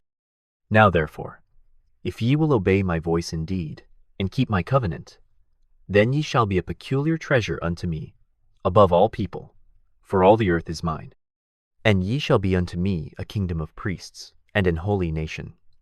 These are the words which thou shalt speak unto the children of Israel. And Moses came and called for the elders of the people, and laid before their faces all these words which the Lord commanded him. And all the people answered together, and said, All that the Lord hath spoken we will do. And Moses returned the words of the people unto the Lord. And the Lord said unto Moses, Lo, I come unto thee in a thick cloud, that the people may hear when I speak with thee, and believe thee forever. And Moses told the words of the people unto the Lord. And the Lord said unto Moses, Go unto the people, and sanctify them today and tomorrow, and let them wash their clothes, and be ready against the 3rd day. For the 3rd day the Lord will come down in the sight of all the people upon Mount Sinai. And thou shalt set bounds unto the people round about, saying, Take heed to yourselves, that ye go not up into the mount, or touch the border of it. Whosoever toucheth the mount shall be surely put to death. There shall not an hand touch it, but he shall surely be stoned, or shot through. Whether it be beast or man, it shall not live. When the trumpet soundeth long, they shall come up to the mount. And Moses went down from the mount unto the people, and sanctified the people, and they washed their clothes. And he said unto the people, Be ready against the 3rd day, come not at your wives. And it came to pass on the 3rd day in the morning, that there were thunders and lightnings, and a thick cloud upon the mount, and the voice of the trumpet exceeding loud, so that all the people that was in the camp trembled. And Moses brought forth the people out of the camp to meet with God, and they stood at the nether part of the mount. And Mount Sinai was altogether on a smoke, because the Lord descended upon it in fire, and the smoke thereof ascended as the smoke of a furnace, and the whole mount quaked greatly. And when the voice of the trumpet sounded long, and waxed louder and louder, Moses spake, and God answered him by a voice. And the Lord came down upon Mount Sinai, on the top of the mount, and the Lord called Moses up to the top of the mount, and Moses went up. And the Lord said unto Moses, Go down, charge the people, lest they break through unto the Lord to gaze, and many of them perish. And let the priests also, which come near to the Lord, sanctify themselves, lest the Lord break forth upon them.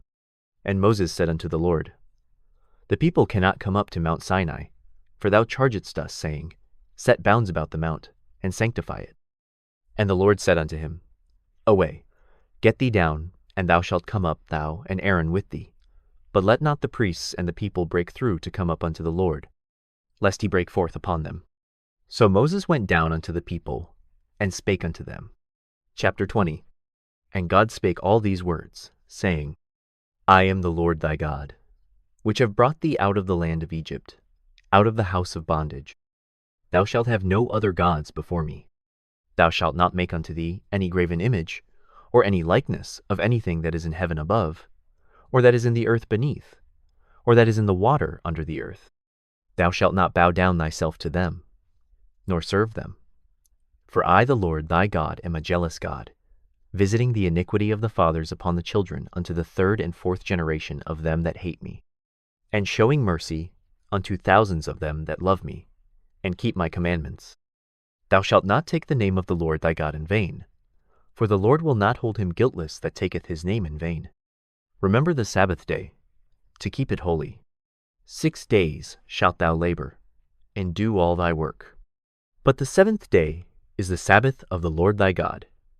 In it thou shalt not do any work, thou, nor thy son, nor thy daughter, thy manservant, nor thy maidservant, nor thy cattle, nor thy stranger that is within thy gates. For in 6 days the Lord made heaven and earth, the sea, and all that in them is, and rested the seventh day. Wherefore the Lord blessed the Sabbath day, and hallowed it.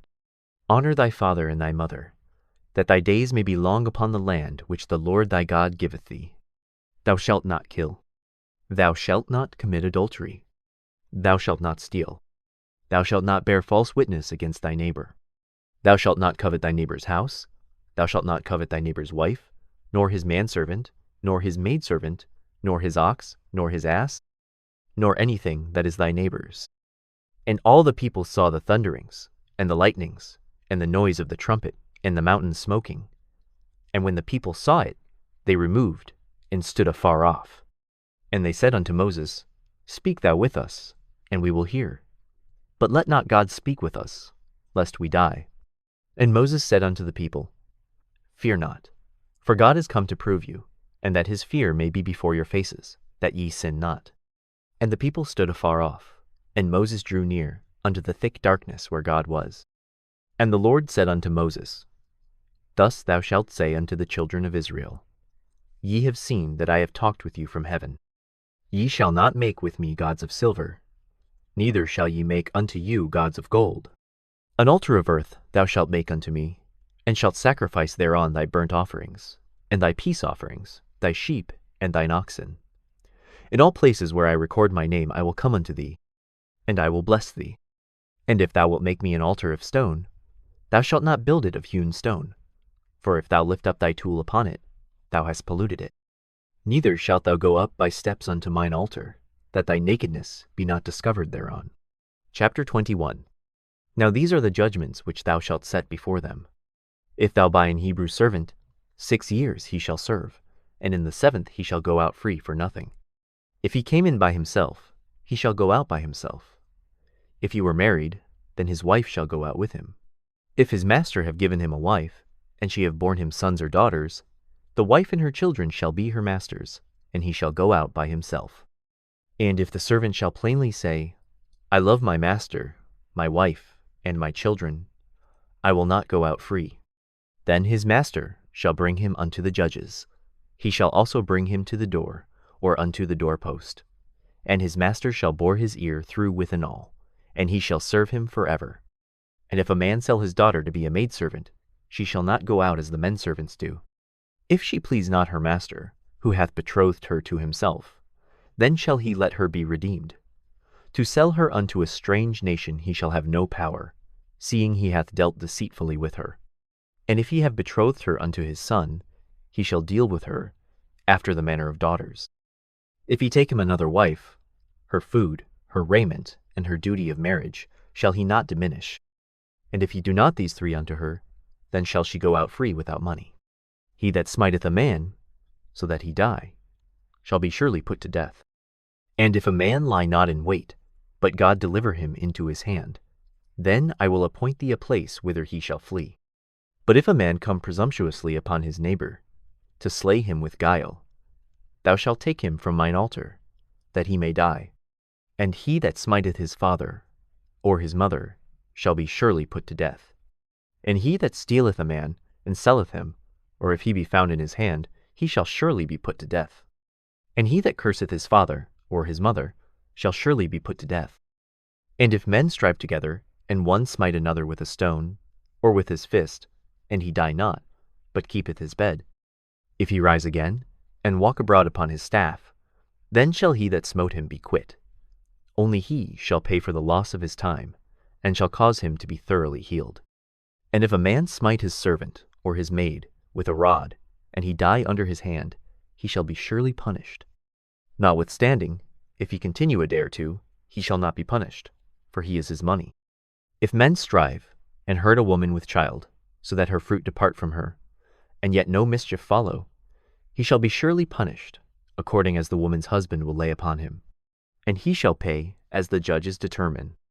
And if any mischief follow, then thou shalt give life for life, eye for eye, tooth for tooth, hand for hand, foot for foot, burning for burning, wound for wound, stripe for stripe. And if a man smite the eye of his servant, or the eye of his maid, that it perish, he shall let him go free for his eye's sake. And if he smite out his manservant's tooth, or his maidservant's tooth, he shall let him go free for his tooth's sake. If an ox gore a man or a woman, that they die, then the ox shall be surely stoned, and his flesh shall not be eaten, but the owner of the ox shall be quit. But if the ox were wont to push with his horn in time past, and it hath been testified to his owner, and he hath not kept him in, but that he hath killed a man or a woman, the ox shall be stoned, and his owner also shall be put to death.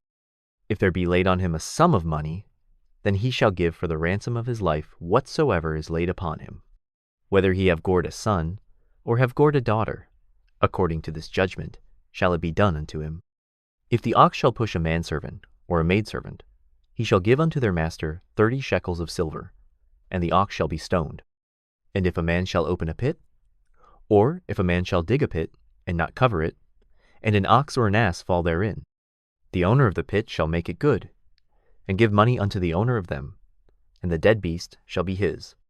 And if one man's ox hurt another's, that he die, then they shall sell the live ox, and divide the money of it, and the dead ox also they shall divide. Or if it be known that the ox hath used to push in time past, and his owner hath not kept him in, he shall surely pay ox for ox, and the dead shall be his own. Chapter 22. If a man shall steal an ox, or a sheep, and kill it, or sell it, he shall restore 5 oxen for an ox, and 4 sheep for a sheep. If a thief be found breaking up, and be smitten that he die, there shall no blood be shed for him. If the sun be risen upon him, there shall be blood shed for him, for he should make full restitution. If he have nothing, then he shall be sold for his theft. If the theft be certainly found in his hand alive, whether it be ox, or ass, or sheep, he shall restore double.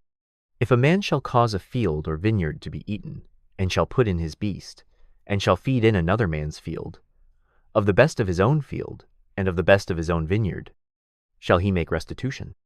If fire break out, and catch in thorns, so that the stacks of corn, or the standing corn, or the field, be consumed therewith, he that kindled the fire shall surely make restitution. If a man shall deliver unto his neighbor money, or stuff to keep, and it be stolen out of the man's house, if the thief be found, let him pay double.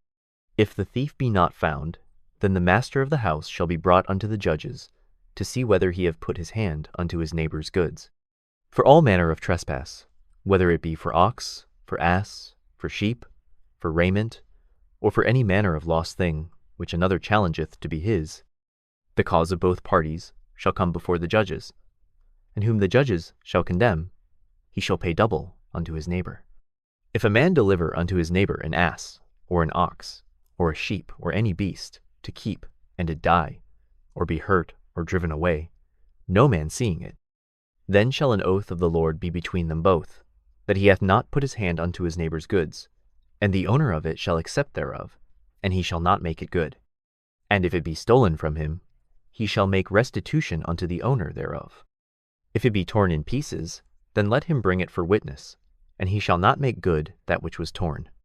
And if a man borrow aught of his neighbor, and it be hurt, or die, the owner thereof being not with it, he shall surely make it good. But if the owner thereof be with it, he shall not make it good. If it be an hired thing, it came for his hire. And if a man entice a maid that is not betrothed, and lie with her, he shall surely endow her to be his wife.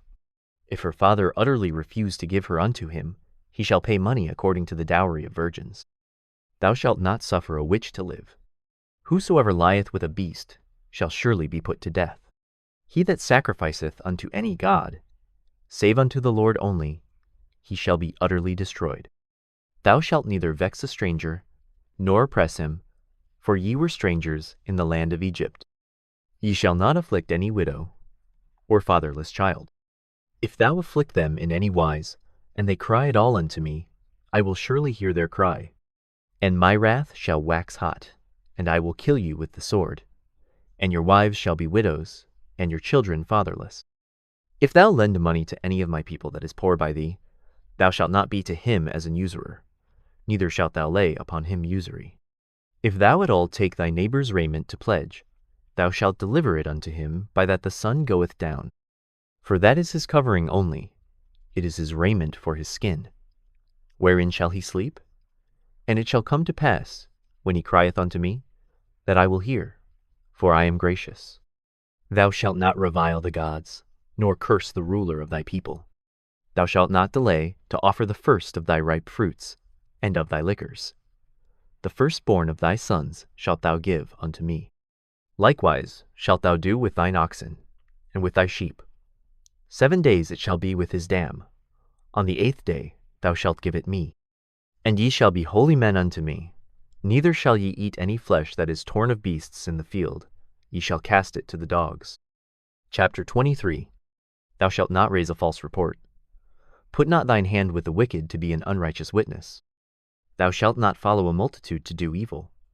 Neither shalt thou speak in a cause to decline after many to wrest judgment. Neither shalt thou countenance a poor man in his cause. If thou meet thine enemy's ox or his ass going astray, thou shalt surely bring it back to him again. If thou see the ass of him that hateth thee lying under his burden, and wouldest forbear to help him, thou shalt surely help with him. Thou shalt not wrest the judgment of thy poor in his cause. Keep thee far from a false matter, and the innocent and righteous slay thou not, for I will not justify the wicked. And thou shalt take no gift, for the gift blindeth the wise, and perverteth the words of the righteous. Also thou shalt not oppress a stranger, for ye know the heart of a stranger, seeing ye were strangers in the land of Egypt. And 6 years thou shalt sow thy land, and shalt gather in the fruits thereof. But the 7th year thou shalt let it rest and lie still, that the poor of thy people may eat, and what they leave the beasts of the field shall eat. In like manner thou shalt deal with thy vineyard, and with thy oliveyard. 6 days thou shalt do thy work, and on the 7th day thou shalt rest, that thine ox and thine ass may rest, and the son of thy handmaid and the stranger may be refreshed. And in all things that I have said unto you, be circumspect, and make no mention of the name of other gods, neither let it be heard out of thy mouth. 3 times thou shalt keep a feast unto me in the year. Thou shalt keep the feast of unleavened bread. Thou shalt eat unleavened bread 7 days, as I commanded thee, in the time appointed of the month Abib, for in it thou camest out from Egypt. And none shall appear before me empty. And the feast of harvest, the firstfruits of thy labors, which thou hast sown in the field, and the feast of ingathering, which is in the end of the year, when thou hast gathered in thy labors out of the field. 3 times in the year all thy males shall appear before the Lord God. Thou shalt not offer the blood of my sacrifice with leavened bread, neither shall the fat of my sacrifice remain until the morning. The first of the firstfruits of thy land thou shalt bring into the house of the Lord thy God. Thou shalt not see the kid in his mother's milk. Behold, I send an angel before thee, to keep thee in the way, and to bring thee into the place which I have prepared. Beware of him, and obey his voice. Provoke him not, for he will not pardon your transgressions, for my name is in him. But if thou shalt indeed obey his voice, and do all that I speak, then I will be an enemy unto thine enemies, and an adversary unto thine adversaries. For mine angel shall go before thee, and bring thee in unto the Amorites, and the Hittites, and the Perizzites, and the Canaanites, and the Hivites, and the Jebusites, and I will cut them off. Thou shalt not bow down to their gods, nor serve them, nor do after their works, but thou shalt utterly overthrow them, and quite break down their images. And ye shall serve the Lord your God, and he shall bless thy bread and thy water, and I will take sickness away from the midst of thee. There shall nothing cast their young, nor be barren, in thy land. The number of thy days I will fulfill. I will send my fear before thee, and will destroy all the people to whom thou shalt come, and I will make all thine enemies turn their backs unto thee. And I will send hornets before thee, which shall drive out the Hivite, the Canaanite, and the Hittite from before thee. I will not drive them out from before thee in 1 year, lest the land become desolate, and the beast of the field multiply against thee. By little and little I will drive them out from before thee, until thou be increased, and inherit the land. And I will set thy bounds from the Red Sea, even unto the sea of the Philistines, and from the desert unto the river, for I will deliver the inhabitants of the land into your hand, and thou shalt drive them out before thee. Thou shalt make no covenant with them, nor with their gods. They shall not dwell in thy land, lest they make thee sin against me. For if thou serve their gods, it will surely be a snare unto thee. Chapter 24. And he said unto Moses, Come up unto the Lord, thou and Aaron, Nadab, and Abihu, and 70 of the elders of Israel, and worship ye afar off. And Moses alone shall come near the Lord, but they shall not come nigh, neither shall the people go up with him. And Moses came and told the people all the words of the Lord, and all the judgments. And all the people answered with one voice, and said, All the words which the Lord hath said will we do. And Moses wrote all the words of the Lord, and rose up early in the morning, and builded an altar under the hill, and 12 pillars, according to the 12 tribes of Israel. And he sent young men of the children of Israel, which offered burnt offerings, and sacrificed peace offerings of oxen unto the Lord. And Moses took half of the blood, and put it in basins, and half of the blood he sprinkled on the altar. And he took the book of the covenant, and read in the audience of the people, and they said, All that the Lord hath said will we do, and be obedient.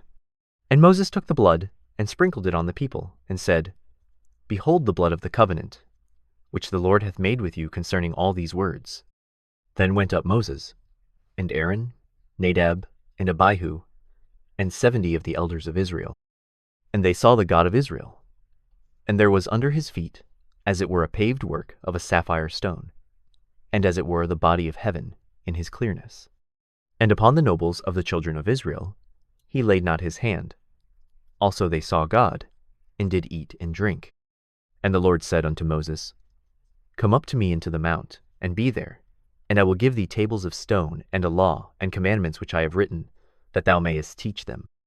And Moses rose up, and his minister Joshua. And Moses went up into the mount of God. And he said unto the elders, Tarry ye here for us, until we come again unto you. And behold, Aaron and Hur are with you. If any man have any matters to do, let him come unto them. And Moses went up into the mount, and a cloud covered the mount. And the glory of the Lord abode upon Mount Sinai. And the cloud covered it 6 days. And the 7th day he called unto Moses out of the midst of the cloud. And the sight of the glory of the Lord was like devouring fire on the top of the mount in the eyes of the children of Israel. And Moses went into the midst of the cloud, and gat him up into the mount. And Moses was in the mount 40 days and 40 nights. Chapter 25. And the Lord spake unto Moses, saying, Speak unto the children of Israel, that they bring me an offering. Of every man that giveth it willingly, with his heart ye shall take my offering. And this is the offering which ye shall take of them: gold, and silver, and brass, and blue, and purple, and scarlet, and fine linen, and goat's hair, and ram skins dyed red, and badger skins, and shittim wood, oil for the light, spices for anointing oil, and for sweet incense, onyx stones, and stones to be set in the ephod, and in the breastplate. And let them make me a sanctuary, that I may dwell among them. According to all that I show thee, after the pattern of the tabernacle, and the pattern of all the instruments thereof, even so shall ye make it. And they shall make an ark of shittim wood. 2 cubits and a half shall be the length thereof, and 1 cubit and a half the breadth thereof, and 1 cubit and a half the height thereof. And thou shalt overlay it with pure gold, within and without shalt thou overlay it, and shalt make upon it a crown of gold round about. And thou shalt cast 4 rings of gold for it, and put them in the 4 corners thereof. And 2 rings shall be in the one side of it, and 2 rings in the other side of it. And thou shalt make staves of shittim wood, and overlay them with gold. And thou shalt put the staves into the rings by the sides of the ark, that the ark may be borne with them. The staves shall be in the rings of the ark, they shall not be taken from it. And thou shalt put into the ark the testimony which I shall give thee. And thou shalt make a mercy seat of pure gold. 2 cubits and a half shall be the length thereof, and 1 cubit and a half the breadth thereof. And thou shalt make 2 cherubims of gold. Of beaten work shalt thou make them, in the 2 ends of the mercy seat. And make 1 cherub on the one end, and the other cherub on the other end. Even of the mercy seat shall ye make the cherubims on the 2 ends thereof. And the cherubim shall stretch forth their wings on high, covering the mercy seat with their wings, and their faces shall look one to another. Toward the mercy seat shall the faces of the cherubims be. And thou shalt put the mercy seat above upon the ark. And in the ark thou shalt put the testimony that I shall give thee.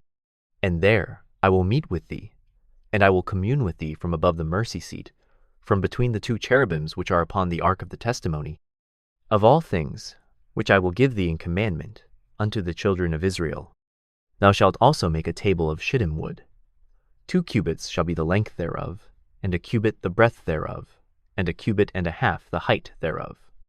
And thou shalt overlay it with pure gold, and make thereto a crown of gold round about. And thou shalt make unto it a border of an hand breadth round about, and thou shalt make a golden crown to the border thereof round about. And thou shalt make for it 4 rings of gold, and put the rings in the 4 corners that are on the 4 feet thereof. Over against the border shall the rings be for places of the staves to bear the table. And thou shalt make the staves of shittim wood, and overlay them with gold, that the table may be borne with them. And thou shalt make the dishes thereof, and spoons thereof, and covers thereof, and bowls thereof, to cover withal. Of pure gold shalt thou make them. And thou shalt set upon the table showbread before me alway. And thou shalt make a candlestick of pure gold. Of beaten work shall the candlestick be made. His shaft, and his branches, his bowls, his knops, and his flowers shall be of the same. And 6 branches shall come out of the sides of it, 3 branches of the candlestick out of the one side, and 3 branches of the candlestick out of the other side. 3 bowls made like unto almonds, with a knop and a flower in one branch, and 3 bowls made like almonds in the other branch, with a knop and a flower. So in the 6 branches that come out of the candlestick. And in the candlestick shall be 4 bowls made like unto almonds, with their knops and their flowers. And there shall be a knop under 2 branches of the same, and a knop under 2 branches of the same, and a knop under 2 branches of the same, according to the 6 branches that proceed out of the candlestick. Their knops and their branches shall be of the same. All it shall be one beaten work of pure gold. And thou shalt make the 7 lamps thereof, and they shall light the lamps thereof, that they may give light over against it. And the tongs thereof, and the snuff dishes thereof, shall be of pure gold. Of a talent of pure gold shall he make it, with all these vessels. And look that thou make them after their pattern, which was showed thee in the mount. Chapter 26. Moreover, thou shalt make the tabernacle with 10 curtains of fine twined linen, and blue, and purple, and scarlet. With cherubims of cunning work shalt thou make them. The length of one curtain shall be 28 cubits, and the breadth of one curtain 4 cubits, and every one of the curtains shall have one measure. The 5 curtains shall be coupled together one to another, and other 5 curtains shall be coupled one to another. And thou shalt make loops of blue upon the edge of the one curtain from the selvage in the coupling. And likewise shalt thou make in the uttermost edge of another curtain in the coupling of the second. 50 loops shalt thou make in the one curtain, and 50 loops shalt thou make in the edge of the curtain that is in the coupling of the second, that the loops may take hold one of another. And thou shalt make 50 taches of gold, and couple the curtains together with the taches, and it shall be one tabernacle. And thou shalt make curtains of goat's hair to be a covering upon the tabernacle. 11 curtains shalt thou make. The length of one curtain shall be 30 cubits, and the breadth of one curtain 4 cubits. And the 11 curtains shall be all of one measure. And thou shalt couple 5 curtains by themselves, and 6 curtains by themselves, and shalt double the 6th curtain in the forefront of the tabernacle. And thou shalt make 50 loops on the edge of the one curtain that is outmost in the coupling, and 50 loops in the edge of the curtain which coupleth the second. And thou shalt make 50 taches of brass, and put the taches into the loops, and couple the tent together, that it may be one. And the remnant that remaineth of the curtains of the tent, the half curtain that remaineth, shall hang over the backside of the tabernacle, and a cubit on the one side, and a cubit on the other side of that which remaineth in the length of the curtains of the tent. It shall hang over the sides of the tabernacle on this side and on that side, to cover it. And thou shalt make a covering for the tent of rams' skins dyed red, and a covering above of badgers' skins. And thou shalt make boards for the tabernacle of shittim wood, standing up. 10 cubits shall be the length of a board, and a cubit and a half shall be the breadth of one board. 2 tenons shall there be in one board, set in order one against another. Thus shalt thou make for all the boards of the tabernacle. And thou shalt make the boards for the tabernacle, 20 boards on the south side southward. And thou shalt make 40 sockets of silver under the 20 boards, 2 sockets under one board for his 2 tenons, and 2 sockets under another board for his 2 tenons. And for the second side of the tabernacle on the north side, there shall be 20 boards. And there are 40 sockets of silver, 2 sockets under one board, and 2 sockets under another board. And for the sides of the tabernacle westward, thou shalt make 6 boards. And 2 boards shalt thou make for the corners of the tabernacle in the 2 sides. And they shall be coupled together beneath. And they shall be coupled together above the head of it unto one ring. Thus shall it be for them both. They shall be for the 2 corners. And they shall be 8 boards, and their sockets of silver, 16 sockets, 2 sockets under one board, and 2 sockets under another board. And thou shalt make bars of shittim wood, 5 for the boards of the one side of the tabernacle, and 5 bars for the boards of the other side of the tabernacle, and 5 bars for the boards of the side of the tabernacle, for the 2 sides westward. And the middle bar, in the midst of the boards, shall reach from end to end. And thou shalt overlay the boards with gold, and make their rings of gold for places for the bars. And thou shalt overlay the bars with gold. And thou shalt rear up the tabernacle according to the fashion thereof, which was showed thee in the mount. And thou shalt make a veil of blue, and purple, and scarlet, and fine twined linen of cunning work. With cherubims shall it be made. And thou shalt hang it upon 4 pillars of shittim wood, overlaid with gold. Their hooks shall be of gold, upon the 4 sockets of silver. And thou shalt hang up the veil under the taches, that thou mayest bring in thither, within the veil, the ark of the testimony. And the veil shall divide unto you between the holy place and the most holy. And thou shalt put the mercy seat upon the ark of the testimony in the most holy place. And thou shalt set the table without the veil, and the candlestick over against the table on the side of the tabernacle toward the south. And thou shalt put the table on the north side. And thou shalt make an hanging for the door of the tent, of blue, and purple, and scarlet, and fine twined linen, wrought with needlework. And thou shalt make for the hanging 5 pillars of shittim wood, and overlay them with gold, and their hooks shall be of gold. And thou shalt cast 5 sockets of brass for them. Chapter 27. And thou shalt make an altar of shittim wood, 5 cubits long, and 5 cubits broad. The altar shall be 4 square, and the height thereof shall be 3 cubits. And thou shalt make the horns of it upon the 4 corners thereof. His horns shall be of the same. And thou shalt overlay it with brass. And thou shalt make his pans to receive his ashes, and his shovels, and his basins, and his flesh hooks, and his fire pans. All the vessels thereof thou shalt make of brass. And thou shalt make for it a grate of network of brass. And upon the net shalt thou make 4 brazen rings in the 4 corners thereof. And thou shalt put it under the compass of the altar beneath, that the net may be even to the midst of the altar. And thou shalt make staves for the altar, staves of shittim wood, and overlay them with brass. And the staves shall be put into the rings, and the staves shall be upon the 2 sides of the altar, to bear it. Hollow with boards shalt thou make it, as it was showed thee in the mount, so shall they make it. And thou shalt make the court of the tabernacle. For the south side southward, there shall be hangings for the court of fine twined linen of 100 cubits long for one side. And the 20 pillars thereof, and their 20 sockets, shall be of brass. The hooks of the pillars and their fillets shall be of silver. And likewise, for the north side in length, there shall be hangings of 100 cubits long, and his 20 pillars, and their 20 sockets of brass. The hooks of the pillars, and their fillets of silver. And for the breadth of the court on the west side shall be hangings of 50 cubits, their pillars 10, and their sockets 10. And the breadth of the court on the east side eastward shall be 50 cubits. The hangings of one side of the gate shall be 15 cubits, their pillars 3, and their sockets 3. And on the other side shall be hangings 15 cubits, their pillars 3, and their sockets 3. And for the gate of the court shall be an hanging of 20 cubits, of blue, and purple, and scarlet, and fine twined linen, wrought with needlework, and their pillars shall be 4, and their sockets 4. All the pillars round about the court shall be filleted with silver. Their hooks shall be of silver, and their sockets of brass. The length of the court shall be 100 cubits, and the breadth 50 everywhere, and the height 5 cubits of fine twined linen, and their sockets of brass.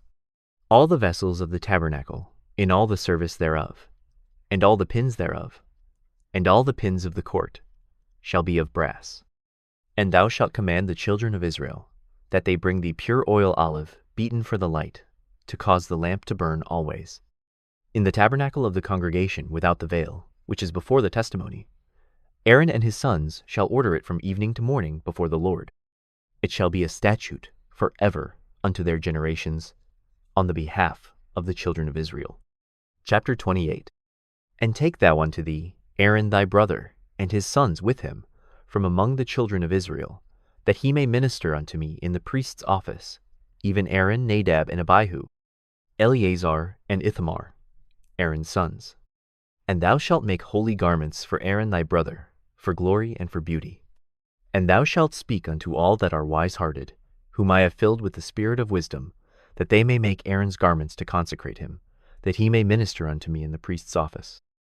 And these are the garments which they shall make: a breastplate, and an ephod, and a robe, and a broidered coat, a mitre, and a girdle.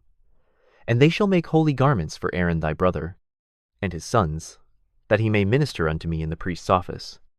And they shall take gold, and blue, and purple, and scarlet, and fine linen.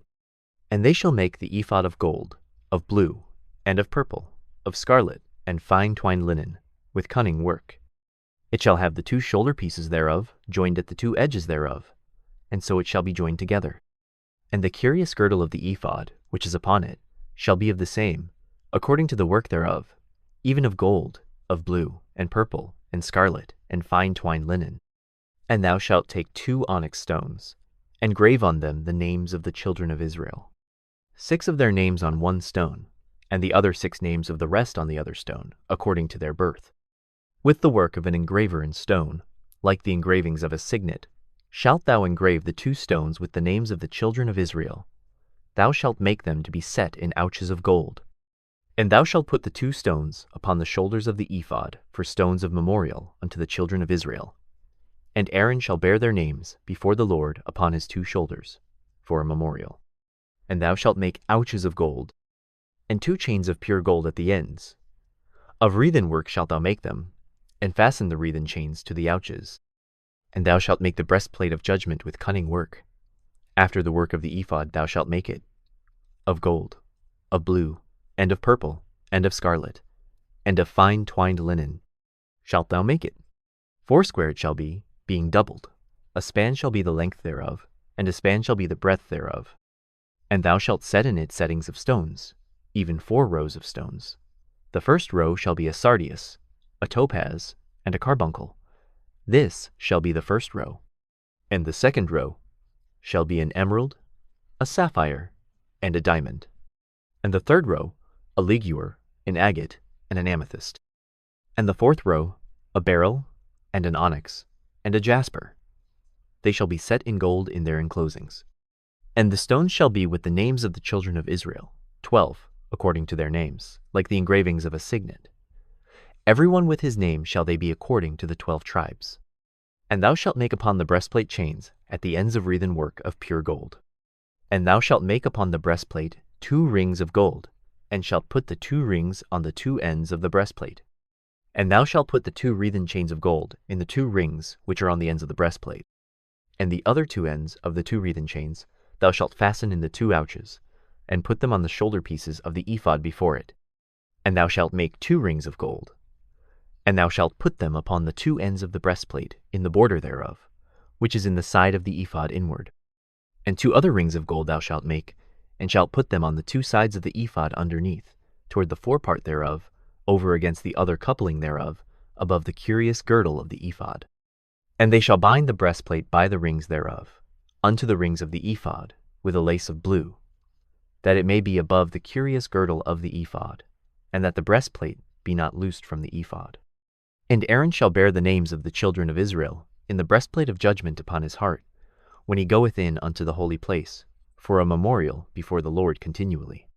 And thou shalt put in the breastplate of judgment the Urim and the Thummim, and they shall be upon Aaron's heart, when he goeth in before the Lord. And Aaron shall bear the judgment of the children of Israel upon his heart, before the Lord continually. And thou shalt make the robe of the ephod all of blue, and there shall be an hole in the top of it, in the midst thereof. It shall have a binding of woven work round about the whole of it, as it were the whole of an habergeon, that it be not rent. And beneath upon the hem of it thou shalt make pomegranates of blue, and of purple, and of scarlet, round about the hem thereof, and bells of gold between them round about. A golden bell and a pomegranate. A golden bell and a pomegranate, upon the hem of the robe round about. And it shall be upon Aaron to minister, and his sound shall be heard when he goeth in unto the holy place before the Lord, and when he cometh out, that he die not. And thou shalt make a plate of pure gold, and grave upon it, like the engravings of a signet, holiness to the Lord. And thou shalt put it on a blue lace, that it may be upon the mitre. Upon the forefront of the mitre it shall be, and it shall be upon Aaron's forehead, that Aaron may bear the iniquity of the holy things, which the children of Israel shall hallow in all their holy gifts. And it shall be always upon his forehead, that they may be accepted before the Lord. And thou shalt embroider the coat of fine linen, and thou shalt make the mitre of fine linen, and thou shalt make the girdle of needlework. And for Aaron's sons thou shalt make coats, and thou shalt make for them girdles, and bonnets shalt thou make for them, for glory and for beauty. And thou shalt put them upon Aaron thy brother, and his sons with him, and shalt anoint them and consecrate them, and sanctify them, that they may minister unto me in the priest's office. And thou shalt make them linen breeches, to cover their nakedness. From the loins even unto the thighs they shall reach. And they shall be upon Aaron and upon his sons, when they come in unto the tabernacle of the congregation, or when they come near unto the altar to minister in the holy place, that they bear not iniquity, and die. It shall be a statute forever unto him, and his seed after him. Chapter 29. And this is the thing that thou shalt do unto them to hallow them, to minister unto me in the priest's office. Take 1 young bullock, and 2 rams without blemish, and unleavened bread, and cakes unleavened tempered with oil, and wafers unleavened anointed with oil. Of wheaten flour shalt thou make them. And thou shalt put them into 1 basket, and bring them in the basket, with the bullock and the 2 rams. And Aaron and his sons thou shalt bring unto the door of the tabernacle of the congregation, and shalt wash them with water. And thou shalt take the garments, and put upon Aaron the coat, and the robe of the ephod, and the breastplate, and gird him with the curious girdle of the ephod. And thou shalt put the mitre upon his head, and put the holy crown upon the mitre. Then shalt thou take the anointing oil, and pour it upon his head, and anoint him. And thou shalt bring his sons, and put coats upon them. And thou shalt gird them with girdles, Aaron and his sons, and put the bonnets on them. And the priest's office shall be theirs for a perpetual statute. And thou shalt consecrate Aaron and his sons. And thou shalt cause a bullock to be brought before the tabernacle of the congregation. And Aaron and his sons shall put their hands upon the head of the bullock. And thou shalt kill the bullock before the Lord by the door of the tabernacle of the congregation. And thou shalt take of the blood of the bullock, and put it upon the horns of the altar with thy finger, and pour all the blood beside the bottom of the altar. And thou shalt take all the fat that covereth the inwards, and the caul that is above the liver, and the 2 kidneys, and the fat that is upon them, and burn them upon the altar. But the flesh of the bullock, and his skin, and his dung, shalt thou burn with fire without the camp. It is a sin offering. Thou shalt also take 1 ram, and Aaron and his sons shall put their hands upon the head of the ram. And thou shalt slay the ram, and thou shalt take his blood, and sprinkle it round about upon the altar. And thou shalt cut the ram in pieces, and wash the inwards of him, and his legs, and put them unto his pieces, and unto his head. And thou shalt burn the whole ram upon the altar. It is a burnt offering unto the Lord. It is a sweet savour, an offering made by fire unto the Lord. And thou shalt take the other ram, and Aaron and his sons shall put their hands upon the head of the ram. Then shalt thou kill the ram, and take of his blood, and put it upon the tip of the right ear of Aaron, and upon the tip of the right ear of his sons, and upon the thumb of their right hand, and upon the great toe of their right foot, and sprinkle the blood upon the altar round about. And thou shalt take of the blood that is upon the altar, and of the anointing oil, and sprinkle it upon Aaron, and upon his garments, and upon his sons, and upon the garments of his sons with him. And he shall be hallowed, and his garments, and his sons' garments with him. Also thou shalt take of the ram the fat and the rump, and the fat that covereth the inwards, and the caul above the liver, and the 2 kidneys, and the fat that is upon them, and the right shoulder. for it is a ram of consecration. And 1 loaf of bread, and 1 cake of oiled bread, and 1 wafer out of the basket of the unleavened bread that is before the Lord. And thou shalt put all in the hands of Aaron, and in the hands of his sons, and shalt wave them for a wave offering before the Lord.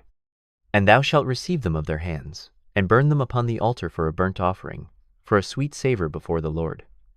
It is an offering made by fire unto the Lord.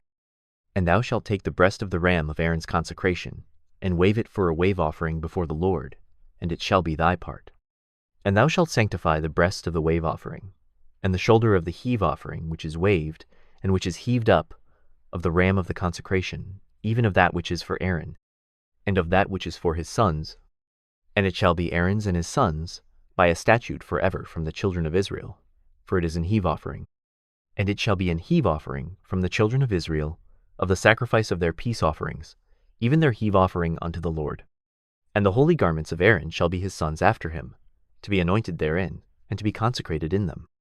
And that son that is priest in his stead shall put them on 7 days, when he cometh into the tabernacle of the congregation to minister in the holy place. And thou shalt take the ram of the consecration, and seethe his flesh in the holy place. And Aaron and his sons shall eat the flesh of the ram, and the bread that is in the basket, by the door of the tabernacle of the congregation. And they shall eat those things wherewith the atonement was made, to consecrate and to sanctify them. But a stranger shall not eat thereof, because they are holy. And if aught of the flesh of the consecrations, or of the bread, remain unto the morning, then thou shalt burn the remainder with fire. It shall not be eaten, because it is holy. And thus shalt thou do unto Aaron, and to his sons, according to all things which I have commanded thee. 7 days shalt thou consecrate them. And thou shalt offer every day a bullock for a sin offering for atonement. And thou shalt cleanse the altar when thou hast made an atonement for it, and thou shalt anoint it to sanctify it. 7 days thou shalt make an atonement for the altar, and sanctify it, and it shall be an altar most holy. Whatsoever toucheth the altar shall be holy. Now this is that which thou shalt offer upon the altar: 2 lambs of the first year, day by day continually. The 1 lamb thou shalt offer in the morning, and the other lamb thou shalt offer at even. And with the 1 lamb 1/10 deal of flour mingled with the 4th part of an hin of beaten oil, and the 4th part of an hin of wine for a drink offering.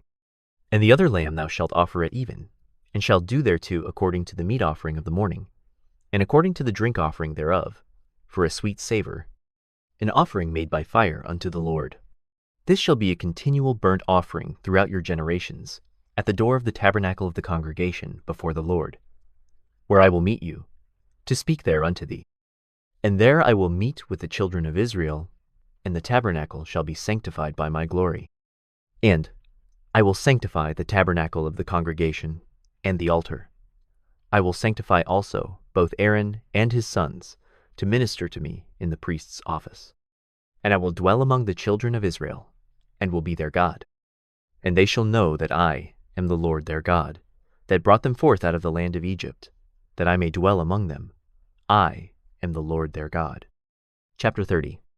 And thou shalt make an altar to burn incense upon. Of shittim wood shalt thou make it. A cubit shall be the length thereof, and a cubit the breadth thereof. 4 shall it be, and 2 cubits shall be the height thereof. The horns thereof shall be of the same. And thou shalt overlay it with pure gold, the top thereof, and the sides thereof round about, and the horns thereof. And thou shalt make unto it a crown of gold round about. And 2 golden rings shalt thou make to it, under the crown of it, by the 2 corners thereof. Upon the 2 sides of it shalt thou make it. And they shall be for places for the staves to bear it withal. And thou shalt make the staves of shittim wood, and overlay them with gold. And thou shalt put it before the veil that is by the ark of the testimony, before the mercy seat that is over the testimony, where I will meet with thee. And Aaron shall burn thereon sweet incense every morning. When he dresseth the lamps, he shall burn incense upon it. And when Aaron lighteth the lamps at even, he shall burn incense upon it, a perpetual incense before the Lord throughout your generations. Ye shall offer no strange incense thereon, nor burnt sacrifice, nor meat offering, neither shall ye pour drink offering thereon. And Aaron shall make an atonement upon the horns of it once in a year, with the blood of the sin offering of atonements. Once in the year shall he make atonement upon it throughout your generations. It is most holy unto the Lord. And the Lord spake unto Moses, saying, When thou takest the sum of the children of Israel after their number, then shall they give every man a ransom for his soul unto the Lord, when thou numberest them, that there be no plague among them, when thou numberest them. This they shall give, every one that passeth among them that are numbered, half a shekel after the shekel of the sanctuary. A shekel is 20 gerahs. An half shekel shall be the offering of the Lord. Every one that passeth among them that are numbered, from 20 years old and above, shall give an offering unto the Lord. The rich shall not give more, and the poor shall not give less than half a shekel, when they give an offering unto the Lord, to make an atonement for your souls. And thou shalt take the atonement money of the children of Israel, and shalt appoint it for the service of the tabernacle of the congregation, that it may be a memorial unto the children of Israel before the Lord, to make an atonement for your souls. And the Lord spake unto Moses, saying, Thou shalt also make a laver of brass, and his foot also of brass, to wash withal, and thou shalt put it between the tabernacle of the congregation and the altar, and thou shalt put water therein. For Aaron and his sons shall wash their hands and their feet thereat. When they go into the tabernacle of the congregation, they shall wash with water, that they die not, or when they come near to the altar to minister, to burn offering made by fire unto the Lord. So they shall wash their hands and their feet, that they die not, and it shall be a statute forever to them, even to him and to his seed throughout their generations. Moreover, the Lord spake unto Moses, saying, Take thou also unto thee principal spices, of pure myrrh 500 shekels, and of sweet cinnamon half so much, even 250 shekels, and of sweet calamus 250 shekels, and of cassia 500 shekels, after the shekel of the sanctuary, and of oil olive and hin. And thou shalt make it an oil of holy ointment, an ointment compound after the art of the apothecary. It shall be an holy anointing oil. And thou shalt anoint the tabernacle of the congregation therewith, and the ark of the testimony, and the table, and all his vessels, and the candlestick, and his vessels, and the altar of incense, and the altar of burnt offering with all his vessels, and the laver and his foot. And thou shalt sanctify them, that they may be most holy. Whatsoever toucheth them shall be holy. And thou shalt anoint Aaron and his sons, and consecrate them, that they may minister unto me in the priest's office. And thou shalt speak unto the children of Israel, saying, This shall be an holy anointing oil unto me throughout your generations. Upon man's flesh shall it not be poured, neither shall ye make any other like it, after the composition of it. It is holy, and it shall be holy unto you. Whosoever compoundeth any like it, or whosoever putteth any of it upon a stranger, shall even be cut off from his people. And the Lord said unto Moses, Take unto thee sweet spices, stacte, and onycha, and galbanum, these sweet spices with pure frankincense, of each shall there be a like weight. And thou shalt make it a perfume, a confection after the art of the apothecary, tempered together, pure and holy. And thou shalt beat some of it very small, and put of it before the testimony in the tabernacle of the congregation, where I will meet with thee. It shall be unto you most holy. And as for the perfume which thou shalt make, ye shall not make to yourselves according to the composition thereof. It shall be unto thee holy for the Lord. Whosoever shall make like unto that, to smell thereto, shall even be cut off from his people. Chapter 31. And the Lord spake unto Moses, saying, See, I have called by name Bezaleel, the son of Uri, the son of Hur, of the tribe of Judah. And I have filled him with the Spirit of God, in wisdom, and in understanding, and in knowledge, and in all manner of workmanship, to devise cunning works, to work in gold, and in silver, and in brass, and in cutting of stones, to set them, and in carving of timber, to work in all manner of workmanship. And I, behold, I have given with him Aholiab, the son of Ahisamach, of the tribe of Dan, and in the hearts of all that are wise-hearted I have put wisdom, that they may make all that I have commanded thee, the tabernacle of the congregation, and the ark of the testimony, and the mercy seat that is thereupon, and all the furniture of the tabernacle, and the table and his furniture, and the pure candlestick with all his furniture, and the altar of incense, and the altar of burnt offering with all his furniture, and the laver and his foot, and the cloths of service, and the holy garments for Aaron the priest, and the garments of his sons, to minister in the priest's office, and the anointing oil and sweet incense for the holy place. According to all that I have commanded thee shall they do. And the Lord spake unto Moses, saying, Speak thou also unto the children of Israel, saying, Verily my Sabbaths ye shall keep. For it is a sign between me and you throughout your generations, that ye may know that I am the Lord that doth sanctify you. Ye shall keep the Sabbath therefore, for it is holy unto you. Every one that defileth it shall surely be put to death. For whosoever doeth any work therein, that soul shall be cut off from among his people. 6 days may work be done, but in the 7th is the Sabbath of rest, holy to the Lord. Whosoever doeth any work in the Sabbath day, he shall surely be put to death. Wherefore the children of Israel shall keep the Sabbath, to observe the Sabbath throughout their generations, for a perpetual covenant. It is a sign between me and the children of Israel forever. For in 6 days the Lord made heaven and earth, and on the 7th day he rested, and was refreshed. And he gave unto Moses, when he had made an end of communing with him upon Mount Sinai, 2 tables of testimony, tables of stone, written with the finger of God. Chapter 32. And when the people saw that Moses delayed to come down out of the mount, the people gathered themselves together unto Aaron, and said unto him, Up, make us gods, which shall go before us. For as for this Moses, the man that brought us up out of the land of Egypt, we wot not what is become of him. And Aaron said unto them, Break off the golden earrings, which are in the ears of your wives, of your sons, and of your daughters, and bring them unto me. And all the people brake off the golden earrings which were in their ears, and brought them unto Aaron. And he received them at their hand, and fashioned it with a graving tool, after he had made it a molten calf. And they said, These be thy gods, O Israel, which brought thee up out of the land of Egypt. And when Aaron saw it, he built an altar before it. And Aaron made proclamation, and said, Tomorrow is a feast to the Lord. And they rose up early on the morrow, and offered burnt offerings, and brought peace offerings. And the people sat down to eat and to drink, and rose up to play. And the Lord said unto Moses, Go, get thee down, for thy people, which thou broughtest out of the land of Egypt, have corrupted themselves. They have turned aside quickly out of the way which I commanded them.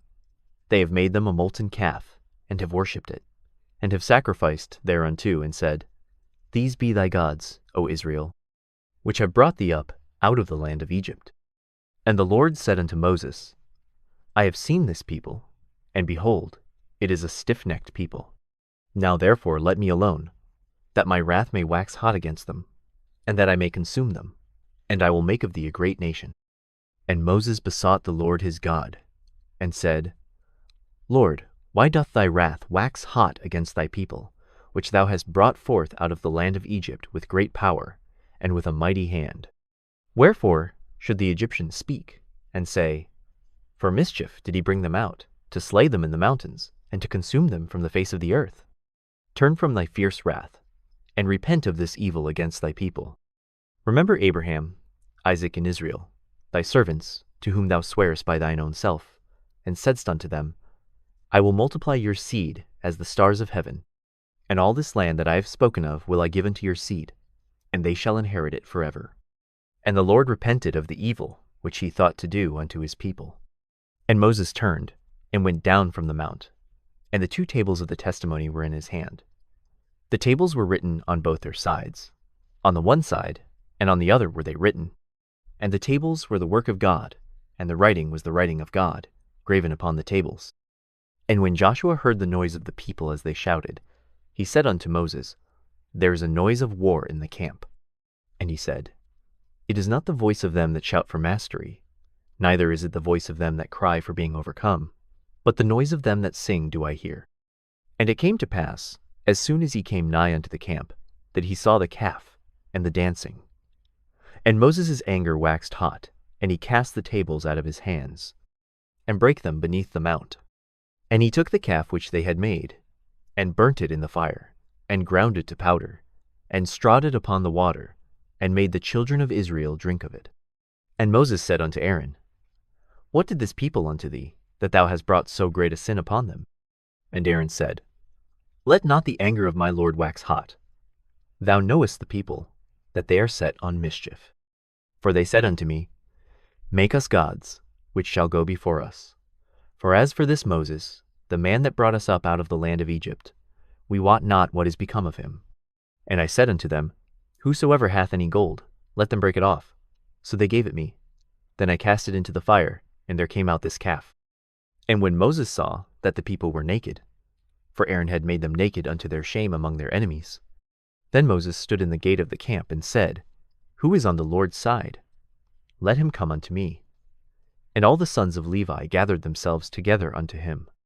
And he said unto them, Thus saith the Lord God of Israel, Put every man his sword by his side, and go in and out from gate to gate throughout the camp, and slay every man his brother, and every man his companion, and every man his neighbor. And the children of Levi did, according to the word of Moses. And there fell of the people that day about 3,000 men. For Moses had said, Consecrate yourselves today to the Lord, even every man upon his son, and upon his brother, that he may bestow upon you a blessing this day. And it came to pass on the morrow, that Moses said unto the people, Ye have sinned a great sin. And now I will go up unto the Lord. Peradventure I shall make an atonement for your sin. And Moses returned unto the Lord, and said, Oh, this people have sinned a great sin, and have made them gods of gold. Yet now, if thou wilt forgive their sign, and if not, blot me, I pray thee, out of thy book which thou hast written. And the Lord said unto Moses, Whosoever hath sinned against me, him will I blot out of my book. Therefore now go, lead the people unto the place of which I have spoken unto thee. Behold, mine angel shall go before thee. Nevertheless, in the day when I visit, I will visit their sin upon them. And the Lord plagued the people, because they made the calf, which Aaron made. Chapter 33. And the Lord said unto Moses, Depart, and go up hence, thou and the people which thou hast brought up out of the land of Egypt, unto the land which I swear unto Abraham, to Isaac, and to Jacob, saying, Unto thy seed will I give it. And I will send an angel before thee. And I will drive out the Canaanite, the Amorite, and the Hittite, and the Perizzite, the Hivite, and the Jebusite, unto a land flowing with milk and honey. For I will not go up in the midst of thee, for thou art a stiff-necked people, lest I consume thee in the way. And when the people heard these evil tidings, they mourned, and no man did put on him his ornaments. For the Lord had said unto Moses, Say unto the children of Israel, Ye are a stiff-necked people. I will come up into the midst of thee in a moment, and consume thee. Therefore now put off thy ornaments from thee, that I may know what to do unto thee. And the children of Israel stripped themselves of their ornaments by the Mount Horeb. And Moses took the tabernacle, and pitched it without the camp, afar off from the camp, and called it the tabernacle of the congregation. And it came to pass, that every one which sought the Lord went out unto the tabernacle of the congregation, which was without the camp. And it came to pass, when Moses went out unto the tabernacle, that all the people rose up, and stood every man at his tent door, and looked after Moses, until he was gone into the tabernacle. And it came to pass, as Moses entered into the tabernacle, the cloudy pillar descended, and stood at the door of the tabernacle, and the Lord talked with Moses. And all the people saw the cloudy pillar stand at the tabernacle door. And all the people rose up and worshipped, every man in his tent door. And the Lord spake unto Moses face to face, as a man speaketh unto his friend. And he turned again into the camp. But his servant Joshua, the son of Nun, a young man, departed not out of the tabernacle. And Moses said unto the Lord, See, thou sayest unto me, Bring up this people, and thou hast not let me know whom thou wilt send with me. Yet thou hast said, I know thee by name, and thou hast also found grace in my sight. Now therefore, I pray thee, if I have found grace in thy sight, show me now thy way, that I may know thee, that I may find grace in thy sight, and consider that this nation is thy people. And he said, My presence shall go with thee, and I will give thee rest. And he said unto him, If thy presence go not with me, carry us not up hence. For wherein shall it be known here that I and thy people have found grace in thy sight? Is it not in that thou goest with us? So shall we be separated, I and thy people, from all the people that are upon the face of the earth. And the Lord said unto Moses, I will do this thing also that thou hast spoken, for thou hast found grace in my sight, and I know thee by name. And he said, I beseech thee, show me thy glory. And he said, I will make all my goodness pass before thee, and I will proclaim the name of the Lord before thee, and will be gracious to whom I will be gracious, and will show mercy on whom I will show mercy. And he said, Thou canst not see my face, for there shall no man see me and live. And the Lord said, Behold, there is a place by me, and thou shalt stand upon a rock. And it shall come to pass, while my glory passeth by, that I will put thee in a cleft of the rock, and will cover thee with my hand while I pass by. And I will take away mine hand, and thou shalt see my back parts, but my face shall not be seen. Chapter 34. And the Lord said unto Moses, Hew thee 2 tables of stone, like unto the first, and I will write upon these tables the words that were in the first tables, which thou breakest. And be ready in the morning, and come up in the morning unto Mount Sinai, and present thyself there to me in the top of the mount. And no man shall come up with thee, neither let any man be seen throughout all the mount, neither let the flocks nor herds feed before that mount. And he hewed 2 tables of stone like unto the first. And Moses rose up early in the morning, and went up unto Mount Sinai, as the Lord had commanded him, and took in his hand the 2 tables of stone. And the Lord descended in the cloud, and stood with him there, and proclaimed the name of the Lord. And the Lord passed by before him, and proclaimed, the Lord God, merciful and gracious, long-suffering, and abundant in goodness and truth, keeping mercy for thousands, forgiving iniquity and transgression and sin, and that will by no means clear the guilty, visiting the iniquity of the fathers upon the children, and upon the children's children, unto the 3rd, and to the 4th generation. And Moses made haste, and bowed his head toward the earth, and worshipped. And he said, If now I have found grace in thy sight, O Lord, let my Lord, I pray thee, go among us, for it is a stiff-necked people, and pardon our iniquity and our sin, and take us for thine inheritance. And he said, Behold, I make a covenant. Before all thy people I will do marvels, such as have not been done in all the earth, nor in any nation. And all the people among which thou art shall see the work of the Lord. For it is a terrible thing that I will do with thee. Observe thou that which I command thee this day. Behold, I drive out before thee the Amorite, and the Canaanite, and the Hittite, and the Perizzite, and the Hivite, and the Jebusite. Take heed to thyself, lest thou make a covenant with the inhabitants of the land whither thou goest, lest it be for a snare in the midst of thee. But ye shall destroy their altars, break their images, and cut down their groves. For thou shalt worship no other God, for the Lord, whose name is jealous, is a jealous God. Lest thou make a covenant with the inhabitants of the land, and they go a-whoring after their gods, and do sacrifice unto their gods, and one call thee, and thou eat of his sacrifice. And thou take of their daughters unto thy sons, and their daughters go a-whoring after their gods, and make thy sons go a-whoring after their gods.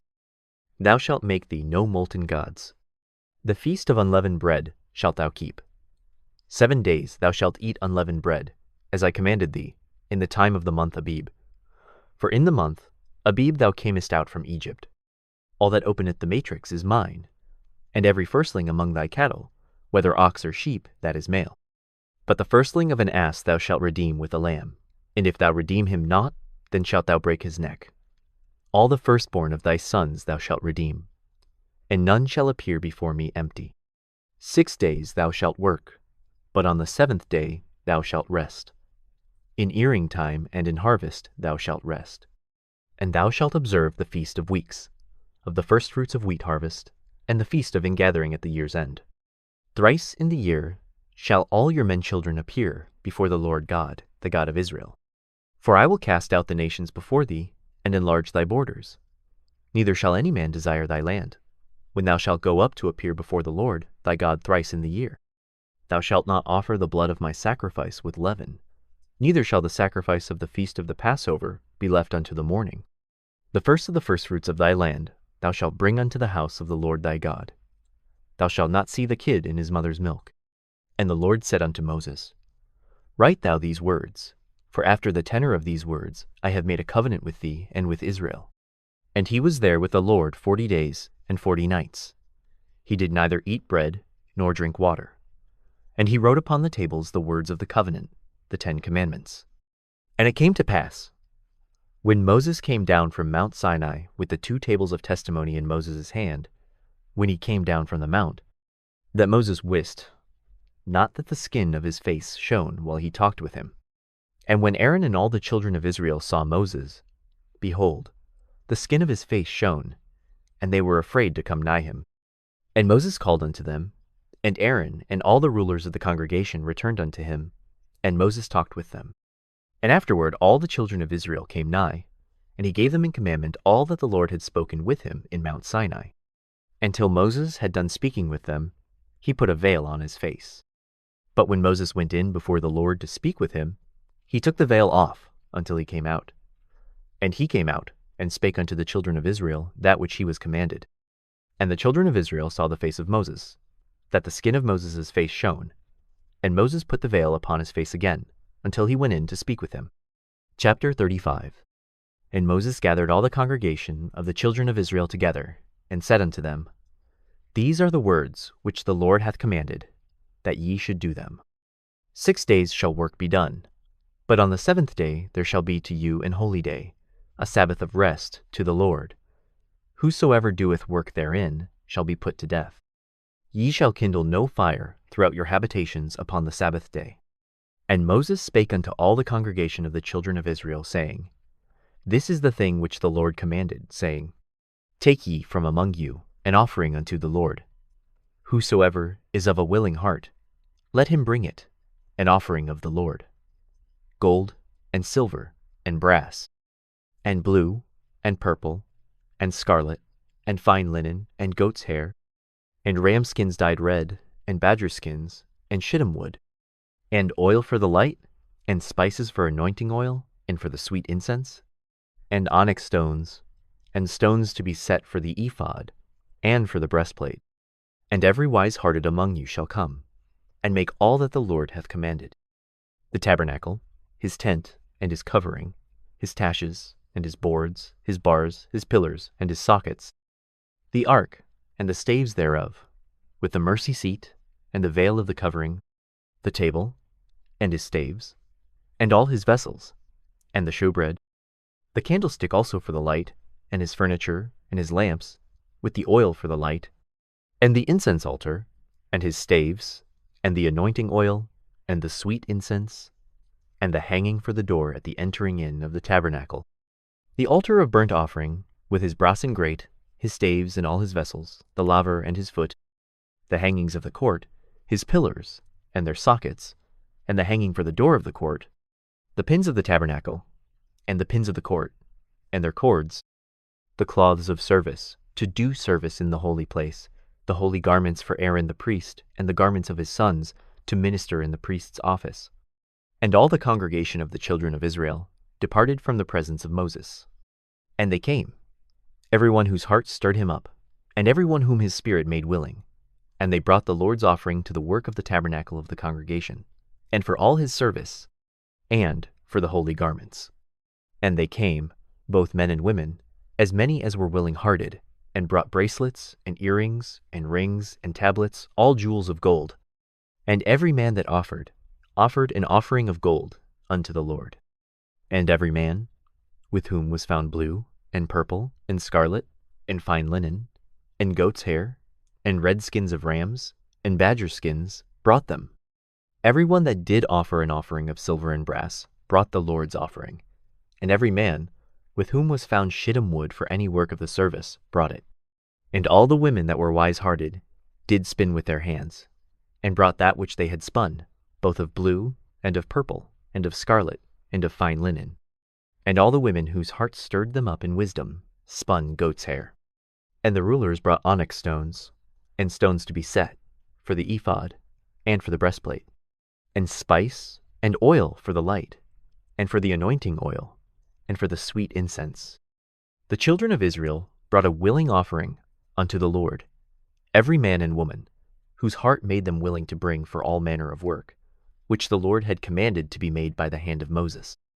And Moses said unto the children of Israel, See, the Lord hath called by name Bezaleel the son of Uri, the son of Hur, of the tribe of Judah, and he hath filled him with the Spirit of God, in wisdom, in understanding, and in knowledge, and in all manner of workmanship, and to devise curious works, to work in gold, and in silver, and in brass, and in the cutting of stones, to set them, and in carving of wood, to make any manner of cunning work. And he hath put in his heart that he may teach, both he and Aholiab, the son of Ahisamach, of the tribe of Dan. Them hath he filled with wisdom of heart, to work all manner of work, of the engraver, and of the cunning workman, and of the embroiderer, in blue, and in purple, in scarlet, and in fine linen, and of the weaver, even of them that do any work, and of those that devise cunning work. Chapter 36. Then wrought Bezaleel and Aholiab, and every wise-hearted man, in whom the Lord put wisdom and understanding to know how to work all manner of work for the service of the sanctuary, according to all that the Lord had commanded. And Moses called Bezaleel and Aholiab, and every wise-hearted man, in whose heart the Lord had put wisdom, even every one whose heart stirred him up to come unto the work to do it. And they received of Moses all the offering which the children of Israel had brought for the work of the service of the sanctuary, to make it withal. And they brought yet unto him free offerings every morning. And all the wise men, that wrought all the work of the sanctuary, came every man from his work which they made.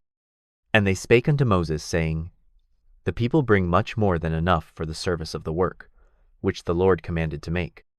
And Moses gave commandment, and they caused it to be proclaimed throughout the camp, saying, Let neither man nor woman make any more work for the offering of the sanctuary. So the people were restrained from bringing, for the stuff they had was sufficient for all the work to make it, and too much. And every wise-hearted man among them that wrought the work of the tabernacle made 10 curtains of fine twined linen, and blue, and purple, and scarlet. With cherubims of cunning work made he them. The length of one curtain was 28 cubits, and the breadth of one curtain 4 cubits. The curtains were all of one size. And he coupled the 5 curtains one unto another, and the other 5 curtains he coupled one unto another. And he made loops of blue on the edge of one curtain from the selvage in the coupling. Likewise he made in the uttermost side of another curtain in the coupling of the second. 50 loops made he in one curtain, and 50 loops made he in the edge of the curtain which was in the coupling of the second. The loops held one curtain to another. And he made 50 taches of gold, and coupled the curtains one unto another with the taches. So it became one tabernacle. And he made curtains of goat's hair for the tent over the tabernacle. 11 curtains he made them. The length of one curtain was 30 cubits, and 4 cubits was the breadth of one curtain. The 11 curtains were of one size. And he coupled 5 curtains by themselves, and 6 curtains by themselves. And he made 50 loops upon the uttermost edge of the curtain in the coupling, and 50 loops made he upon the edge of the curtain which coupleth the second. And he made 50 taches of brass to couple the tent together, that it might be one. And he made a covering for the tent of ram's skins dyed red, and a covering of badger's skins above that. And he made boards for the tabernacle of shittim wood, standing up. The length of a board was 10 cubits, and the breadth of a board 1 cubit and a half. One board had 2 tenons, equally distant one from another. Thus did he make for all the boards of the tabernacle. And he made boards for the tabernacle, 20 boards for the south side southward. And 40 sockets of silver he made under the 20 boards, 2 sockets under one board for his 2 tenons, and 2 sockets under another board for his 2 tenons. And for the other side of the tabernacle, which is toward the north corner, he made 20 boards, and there 40 sockets of silver, 2 sockets under one board, and 2 sockets under another board. And for the sides of the tabernacle westward he made 6 boards. And 2 boards made he for the corners of the tabernacle in the 2 sides. And they were coupled beneath, and coupled together at the head thereof, to one ring. Thus he did to both of them in both the corners. And there were 8 boards, and their sockets were 16 sockets of silver, under every board 2 sockets. And he made bars of shittim wood, 5 for the boards of the one side of the tabernacle, and 5 bars for the boards of the other side of the tabernacle, and 5 bars for the boards of the tabernacle for the sides westward. And he made the middle bar to shoot through the boards from the one end to the other. And he overlaid the boards with gold, and made their rings of gold to be places for the bars, and overlaid the bars with gold. And he made a veil of blue, and purple, and scarlet, and fine twined linen. With cherubims made he it of cunning work. And he made thereunto 4 pillars of shittim wood, and overlaid them with gold. Their hooks were of gold. And he cast for them 4 sockets of silver. And he made an hanging for the tabernacle door of blue, and purple, and scarlet, and fine twined linen, of needlework, and the 5 pillars of it with their hooks. And he overlaid their chapiters and their fillets with gold, but their 5 sockets were of brass. Chapter 37. And Bezaleel made the ark of shittim wood. 2 cubits and a half was the length of it, and a cubit and a half the breadth of it, and a cubit and a half the height of it.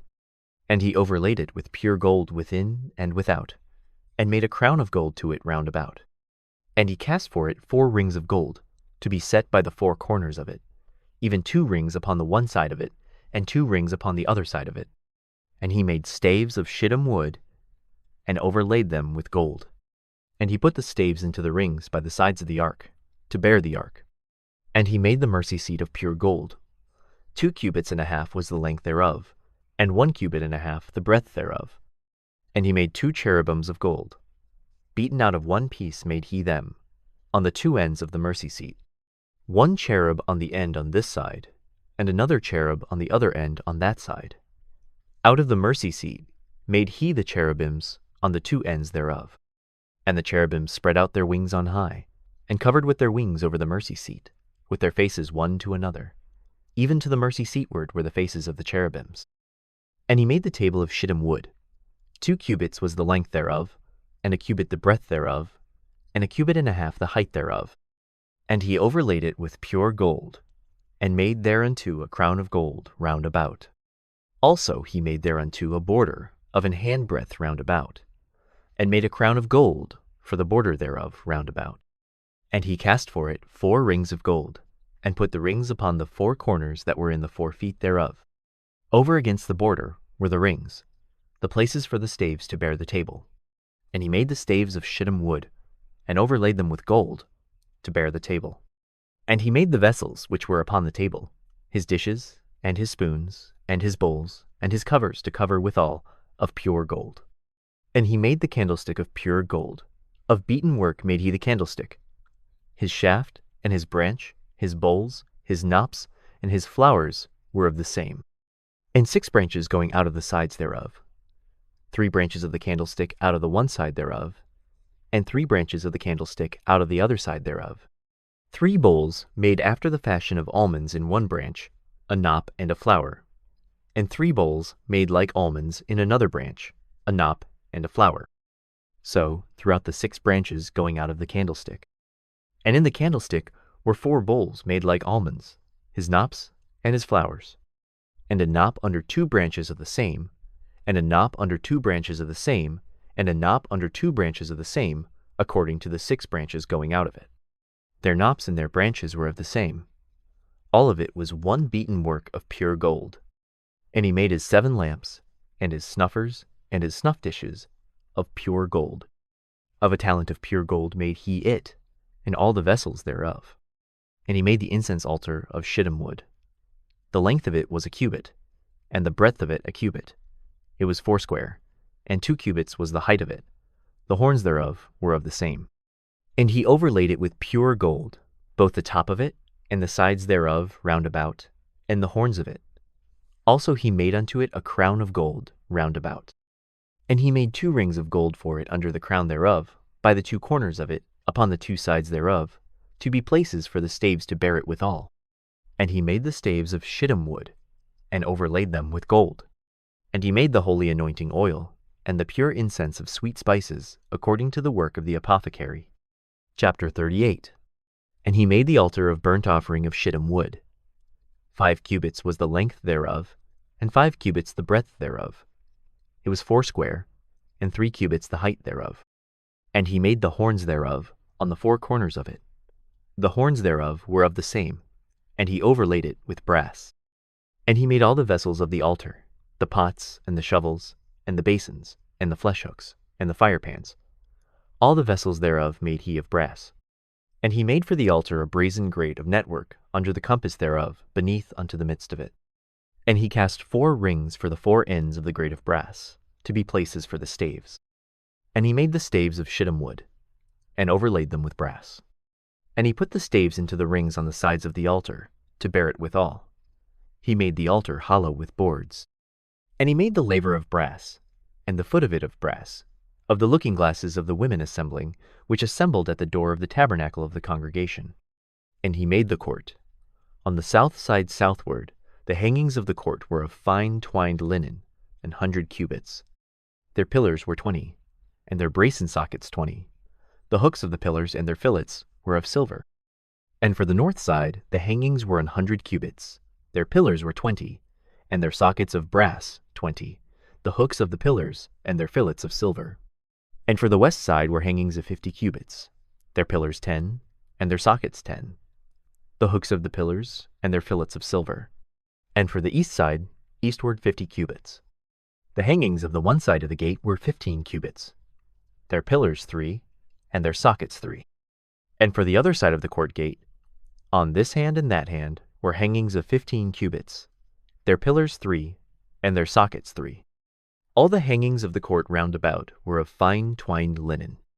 And the sockets for the pillars were of brass. The hooks of the pillars and their fillets of silver, and the overlaying of their chapiters of silver. And all the pillars of the court were filleted with silver. And the hanging for the gate of the court was needlework, of blue, and purple, and scarlet, and fine twined linen, and 20 cubits was the length, and the height and the breadth was 5 cubits, answerable to the hangings of the court. And their pillars were 4, and their sockets of brass 4, their hooks of silver, and the overlaying of their chapiters and their fillets of silver. And all the pins of the tabernacle, and of the court round about, were of brass.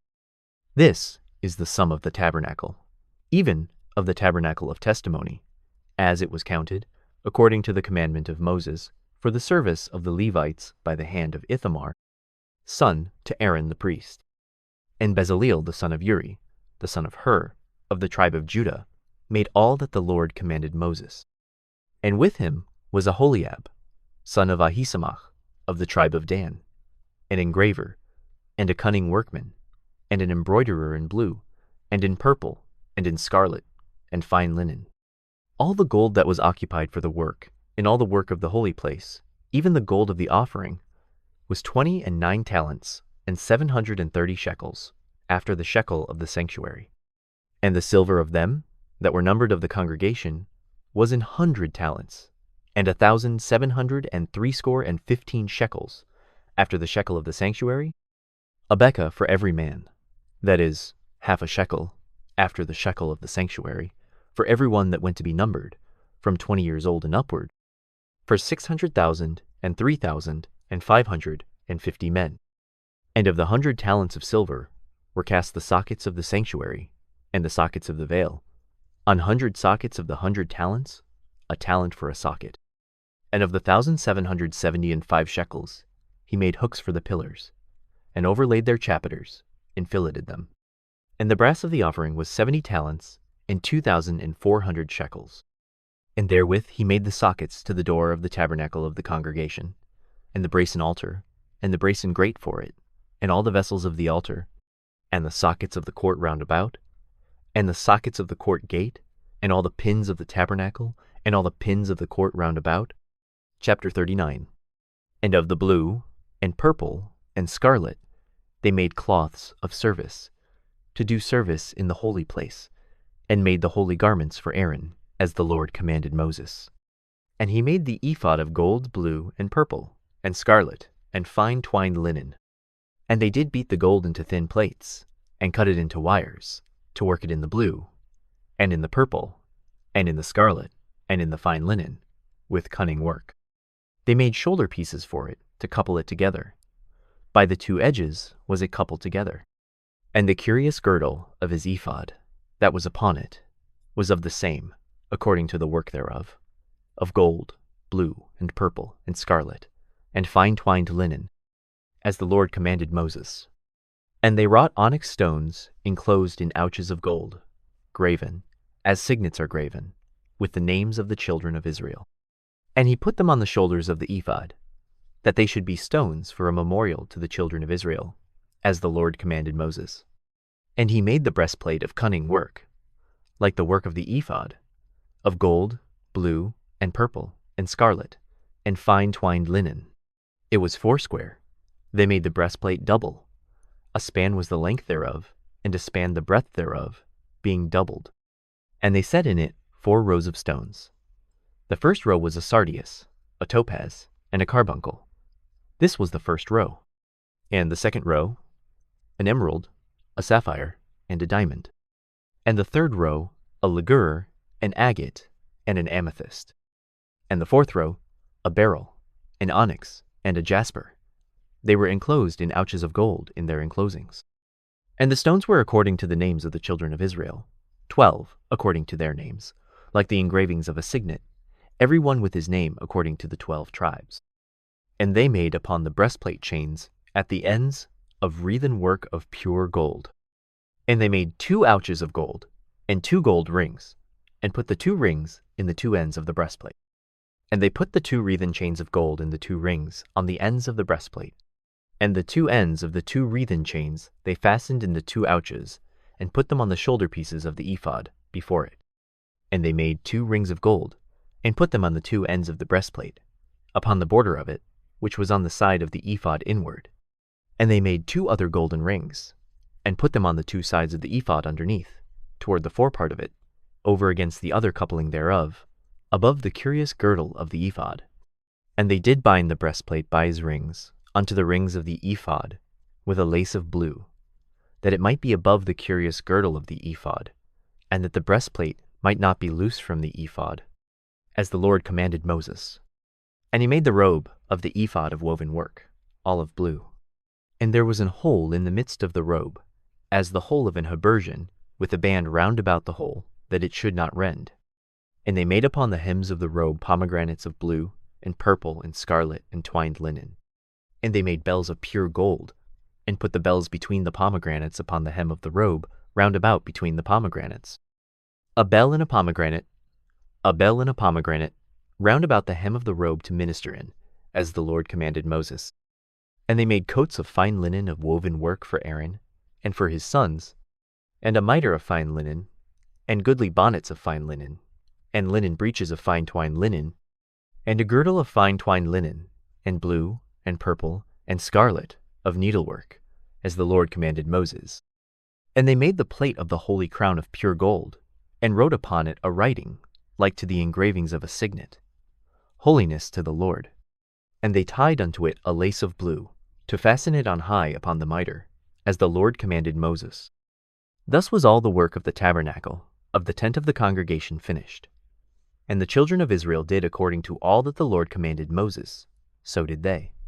And they brought the tabernacle unto Moses, the tent, and all his furniture, his taches, his boards, his bars, and his pillars, and his sockets, and the covering of ram skins dyed red, and the covering of badger skins, and the veil of the covering, the ark of the testimony, and the staves thereof, and the mercy seat, the table, and all the vessels thereof, and the shewbread, the pure candlestick, with the lamps thereof, even with the lamps to be set in order, and all the vessels thereof, and the oil for light, and the golden altar, and the anointing oil, and the sweet incense, and the hanging for the tabernacle door, the brasen altar, and his grate of brass, his staves, and all his vessels, the laver in his foot, the hangings of the court, his pillars, and his sockets, and the hanging for the court gate, his cords, and his pins, and all the vessels of the service of the tabernacle, for the tent of the congregation, the cloths of service to do service in the holy place,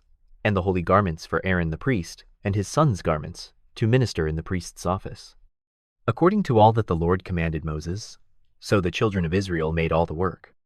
And Moses did look upon all the work, and behold, they have done it as the Lord had commanded. Even so had they done it, and Moses blessed them. Chapter 40. And the Lord spake unto Moses, saying, On the first day of the first month shalt thou set up the tabernacle of the tent of the congregation. And thou shalt put therein the ark of the testimony, and cover the ark with the veil. And thou shalt bring in the table, and set in order the things that are to be set in order upon it. And thou shalt bring in the candlestick, and light the lamps thereof. And thou shalt set the altar of gold for the incense, before the ark of the testimony, and put the hanging of the door to the tabernacle. And thou shalt set the altar of the burnt offering before the door of the tabernacle of the tent of the congregation. And thou shalt set the laver between the tent of the congregation and the altar, and shalt put water therein. And thou shalt set up the court round about, and hang up the hanging at the court gate. And thou shalt take the anointing oil, and anoint the tabernacle, and all that is therein, and shalt hallow it, and all the vessels thereof, and it shall be holy. And thou shalt anoint the altar of the burnt offering, and all his vessels, and sanctify the altar, and it shall be an altar most holy. And thou shalt anoint the laver in his foot, and sanctify it. And thou shalt bring Aaron and his sons unto the door of the tabernacle of the congregation, and wash them with water. And thou shalt put upon Aaron the holy garments, and anoint him, and sanctify him, that he may minister unto me in the priest's office. And thou shalt bring his sons, and clothe them with coats. And thou shalt anoint them, as thou didst anoint their father, that they may minister unto me in the priest's office. For their anointing shall surely be an everlasting priesthood throughout their generations. Thus did Moses. According to all that the Lord commanded him, so did he. And it came to pass, in the 1st month, in the 2nd year, on the 1st day of the month, that the tabernacle was reared up.